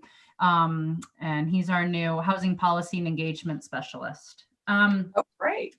Welcome. It Welcome. won't surprise any of you, Senator Sorokin, to answer your question. Yes, I do have thoughts on all of those matters. I have thoughts on just about anything housing related. Why am I not surprised? Exactly. In fact, I was hoping I could just take just a moment or two to reiterate what and support what you've heard from my colleagues already, just to make sure it's clear the endorsement VHFA has for what you've already heard. VHCB did incredible work allocating an entire year's worth of appropriations in 6 months on top of what they normally had to appropriate. I mean, that was a huge effort, and it's really going to help. You know, I love my data, and I can't wait to see how this is going to help the housing market and make a difference in our homeless system long term. And it was really, to say it was too bad doesn't do it justice. It was really problematic that the federal funding, that deadline that limited Vermont's ability to be even more transformational. But we should be proud of what Vermont did, because Vermont and California are the only two states that I've heard of that use capital to address homelessness in the way that is going to be systemic and really create housing opportunities permanently for these households. So I know that the needs have risen since then, but it would be, if we only focus on those unmet needs, we are really not doing justice to what has been accomplished. Similarly, VSHA, with the administration of a huge $20 million rental assistance program, Jean mentioned how they stood up a program within 10 days of the law being passed. Again, I'm in this national network with peers of state housing agencies across the country, and most states had a much harder time moving a fraction of the money VSHA did because of the complications that those states inadvertently put up as barriers that they thought were well-intentioned. But as the months dragged on and no one was applying, and there were problematic forms and certifications and documents, those best intentions to means test or look for documents really harmed their ability to get that assistance out. And I believe that those legislators then heard from those constituents, almost like a DOL unemployment claim problem that we had here in Vermont. They were getting that on the housing assistance side because there were just too many clogs in the system to help people when they need it most. So I hope that serves as a lesson for the future as we look at this $200 million, that Vermont, the state, and we as trusted partners can be trusted to deliver amazing results, which I'm going to tell you about with the mortgage assistance in just a second, that meet the legislative intent, because we talk to you all a lot and we know what you want. We know where your priorities are. And I believe every time exceed expectations. So I really hope that this $200 million, that we keep the spirit around creativity and pushing the envelope and really thinking about what we can do with this, and not put too many additional restrictions on what that looks like, because the US Treasury, as Richard referenced, is already going to impose way too many rules. This is going to be problematic when it comes out that there's $200 million that we can't deliver in Vermont fully because of federal rules yet again. I'm okay, Senator Clarkson. I don't know if Senator Surratt can speak. Senator Clarkson, I'm sorry, go ahead. Thanks. Maura, thank you. I agree. We need to applaud this incredible partnership that's been so productive for Vermont and Vermont's housing world.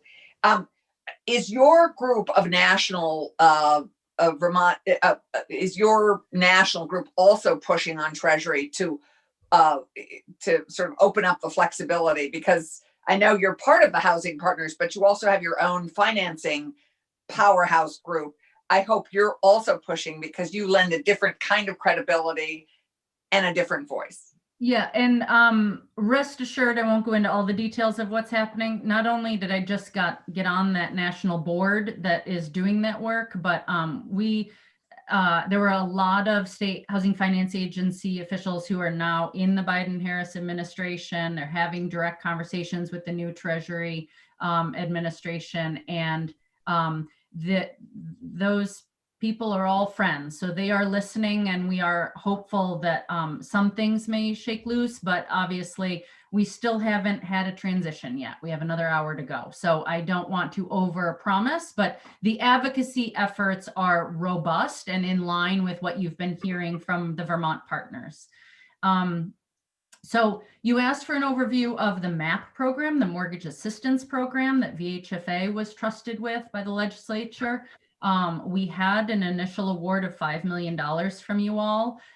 In November, it looked like maybe there weren't going to be enough applications to use all that, so we turned back $300,000. Josh Hanford tells me that that was used for the Red Tag Fuel Assistance Program that you know has been a real need in the state.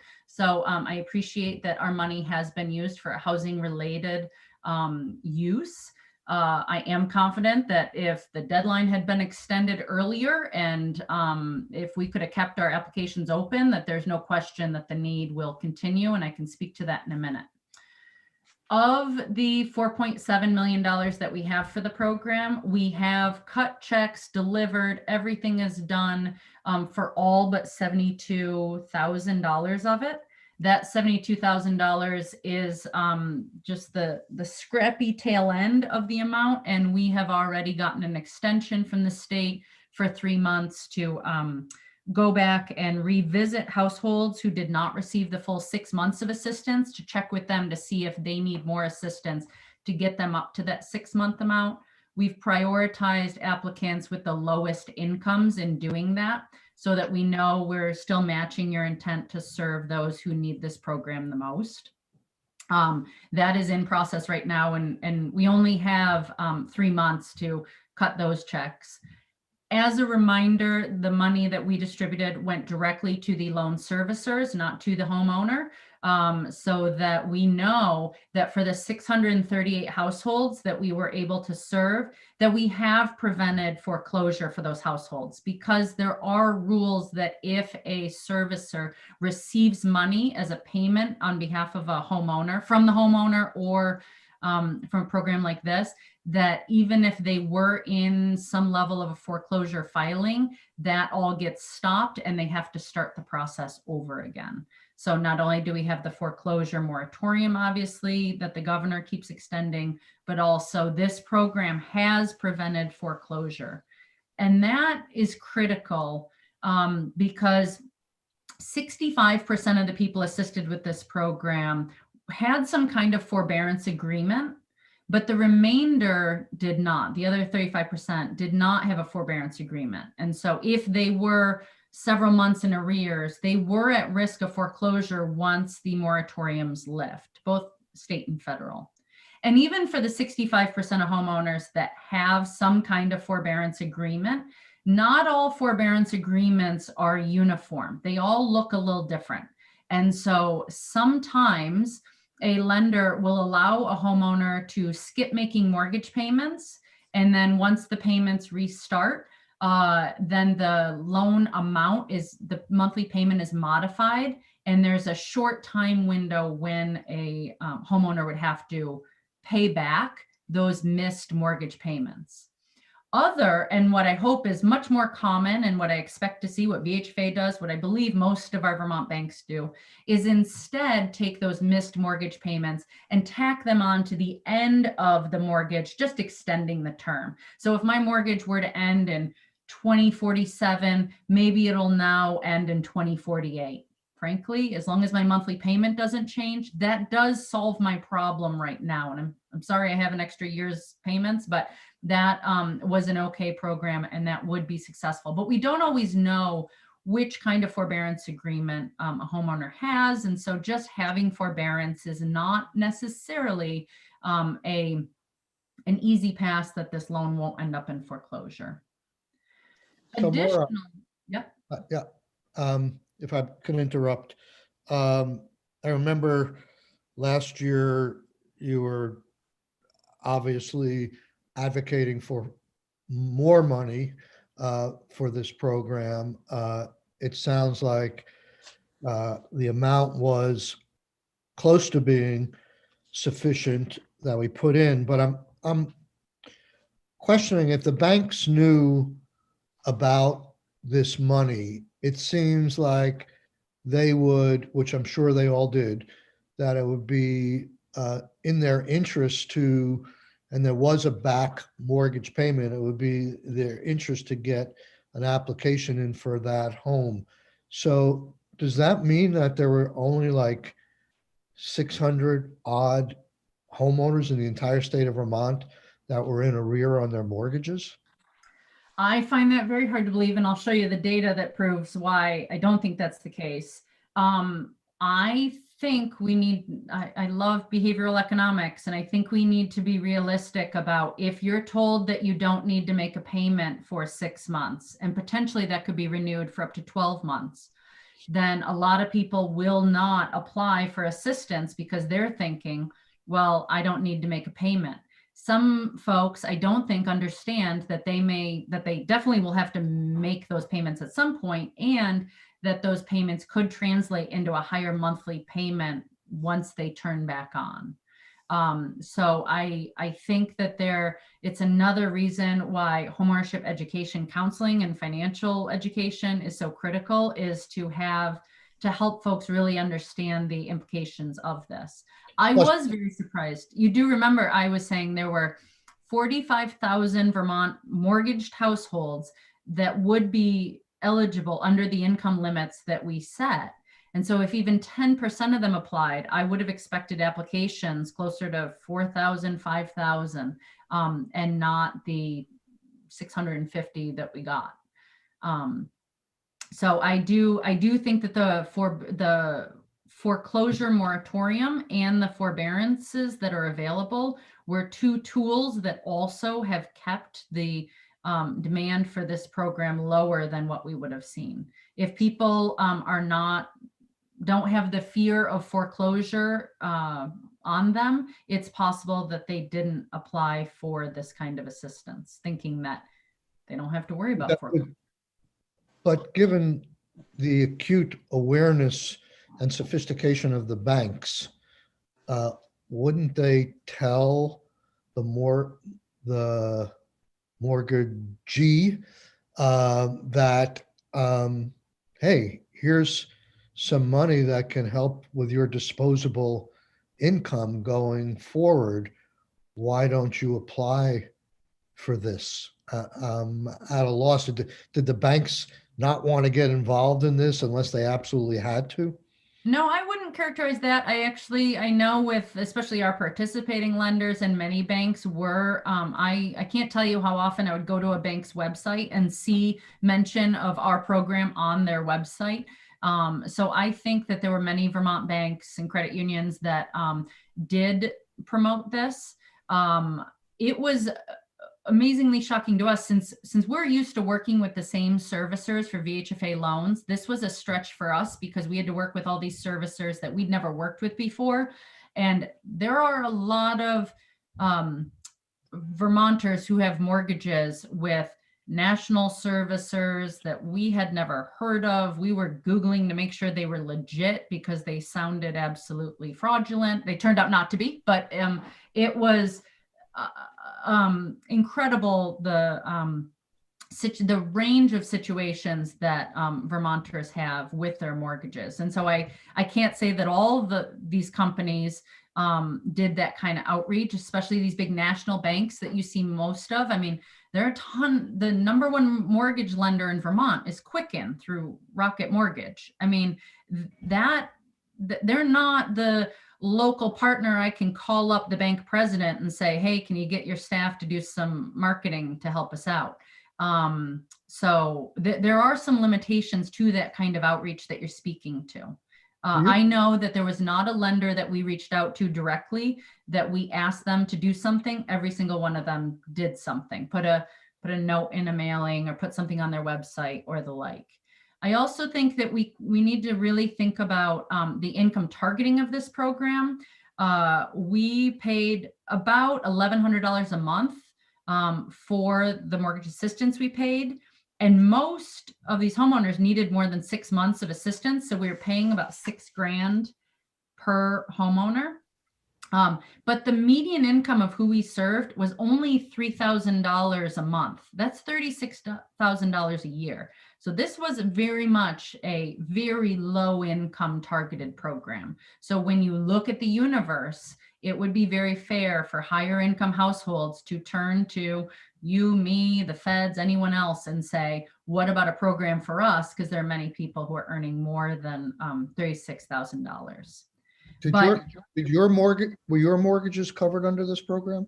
They were eligible, but we made an ultra conservative decision to not reach out to our borrowers and do the kind of marketing that you're talking about because we were hesitant that it could seem that VHFA was preferencing our own mortgages. So our mortgage holders had, were absolutely eligible and some were served. But for instance, we have a few right now that we're feeling for because they are more than 6 months in arrears and we'd like to help them with this $72,000, but we have not reopened the program because we only have a 3-month extension. And so it would not be fair for us to serve our mortgage holders above another lender's mortgage holders who could be in that same position and did not apply during the open window. Senator Clarkson.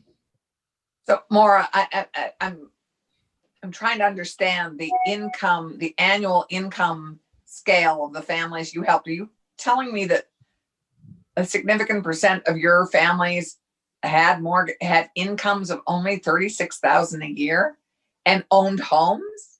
Yes, on that amount? But we only were looking at the previous 90 days of income prior to them applying. Okay. You had asked us to not look at annual income. You kind of didn't care if they used to make $80,000. If they were making zero today, you want them to be eligible. So, right. Got it. Right. I remember. That is a 90-day number that we've annualized, which is why I always think about it in terms of monthlies. But 84% of the households we served with this program were more than 6 months in arrears. So what this really shines a light on is that perennial, perpetual problem of housing unaffordability. It shows that by the time we were cutting checks to folks, that they were already several months behind and very much at risk of foreclosure. So going forward, we only have about 5 or 10 more minutes, but going forward, is there anything on the horizon for mortgage assistance? There is a federal bill sponsored by Rhode Island Senator Jack Reed, who my national association is strongly supporting this bill and has, it'll be reintroduced in this Congress, and that would provide mortgage assistance. There was a lot of talk that the previous stimulus money that has passed there was a lengthy debate about if that would include mortgages as well as rental assistance. So it was very disappointing to see that mortgage assistance was not included. And again, a lot of advocacy around trying to either redefine what has passed already that we've been talking about, the 200 million, or quickly pass the next program I referenced, which would include mortgage assistance. And how about the Biden proposal? I think that's what she's referring to. No, I'm speaking of something different. The Biden proposal that I've read speaks to homelessness assistance and some other programs. It still continues to push mostly for rental assistance, and I have not seen mortgage assistance be called out. So again, the National Association is in direct conversation with Treasury to push hard for there to be more flexibility. We are not the only state who is frustrated by this. In fact, we may be more aggrieved by this decision because we have a higher homeownership rate than many other states. Right. And so it's extra hard for rural states like Vermont. But at the same time, homeownership rates also track with race. And so urban centers, as well as states that have higher BIPOC populations, do see tremendous need for rental assistance. Okay. So Maura, we have 2 minutes. If you would, I hate to cut you off, you know that, but if you have anything else you'd like to share with us, let's go further. We could clearly have you back soon. Yeah. And I hope you're part of this working group that can make creative, out of the box recommendations on how to not give some of this new money back to other states. So, too, the last point I just wanted to make about the success of this program that we're extra proud of is that every week, you've probably seen in my previous reports to the state that we had a website where we were publicly tracking all the applications for our programs. So the media, policymakers, the state, anyone could go and look week to week how much money we had paid out, who was applying, where they were from, what their demographics were. And now that we've closed the program, we're very pleased to see we could make adjustments as time went on, and we could see, oh, we're underserving Rutland a little bit. Let's beef up our marketing. And that kind of transparency we were proud of. And in the end, our applicants were younger, more racially diverse, with larger households, lower incomes, and more likely to be disabled than the general population. And so we really see what we've been able to do here as a win for those underserved Vermonters.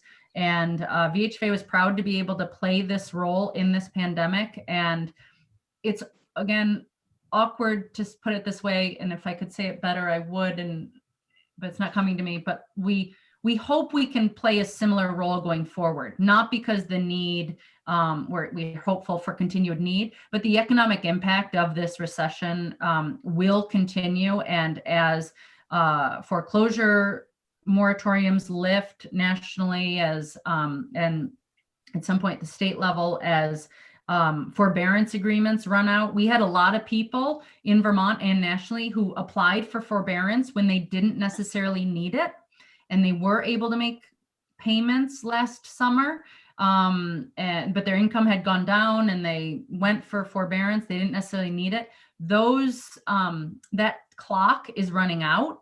Now, if they do need it more, they may not be eligible for that kind of assistance again. And so they started a clock, but didn't take advantage of it. They kept making monthly mortgage payments. There are concerns that we see in the forecast, which is why we will be pushing hard for the federal government to not only support new mortgage assistance through the feds, but also look for the kind of sustainable long-term capital solutions that VHCB was talking about, where there has long been a push to increase the amount of federal tax credits, HUD appropriations that go to support the creation of affordable rental housing. Those are the things that are going to transform our housing market for the long term as we emerge from this. Right, Thank you so much, Maura. right. Terrific. Okay, folks, we're going to move on to Ellen and S14. Ellen, would you like to join us? Hi, Ellen. We took a straw vote on this. I've tried, I feel somewhat unsuccessfully to explain this bill several times. All I can say is that I will do my best to do you proud on Friday, and my goal is to keep it under 2 minutes long in terms of my explanation. Unless people have questions, I'm not going to try and explain it again. Ellen, is there any change from what we straw voted on that you're aware of at this time? What is the draft number at this point? S14 is still as it was introduced. So no changes have been made. So in an effort to move this forward very quickly, unless people have questions or comments, I am going to move that our committee vote out favorably S14 as introduced. I would second that. Okay. Can I see Senator Brock is not visual. Senator Rahm may not be with us. Senator Rahm has had to go off to do those Right. international things she was asked to do. So can I just see a show of hands? All those in favor of S14, raise their hand. Okay, 401. And I will report the bill, and this afternoon I'll turn it in to the Senate Secretary's office, and it will be up for second reading on Friday. And Senator Ballin, I hope you will be in a position to move to suspend the rules after that. Is again, it's a retroactive bill. Yep. And I have been in touch with the House on this. Senator Bray has inquired whether he should look at it. I told him he does so at his peril, but I'm happy to go in there and explain it to him. So that's where we are. And I think we're done by, we're early. So I won't be on the floor this afternoon, but we'll see you all tomorrow morning. Thank you Great. very much for your Thank patience. you. This was great.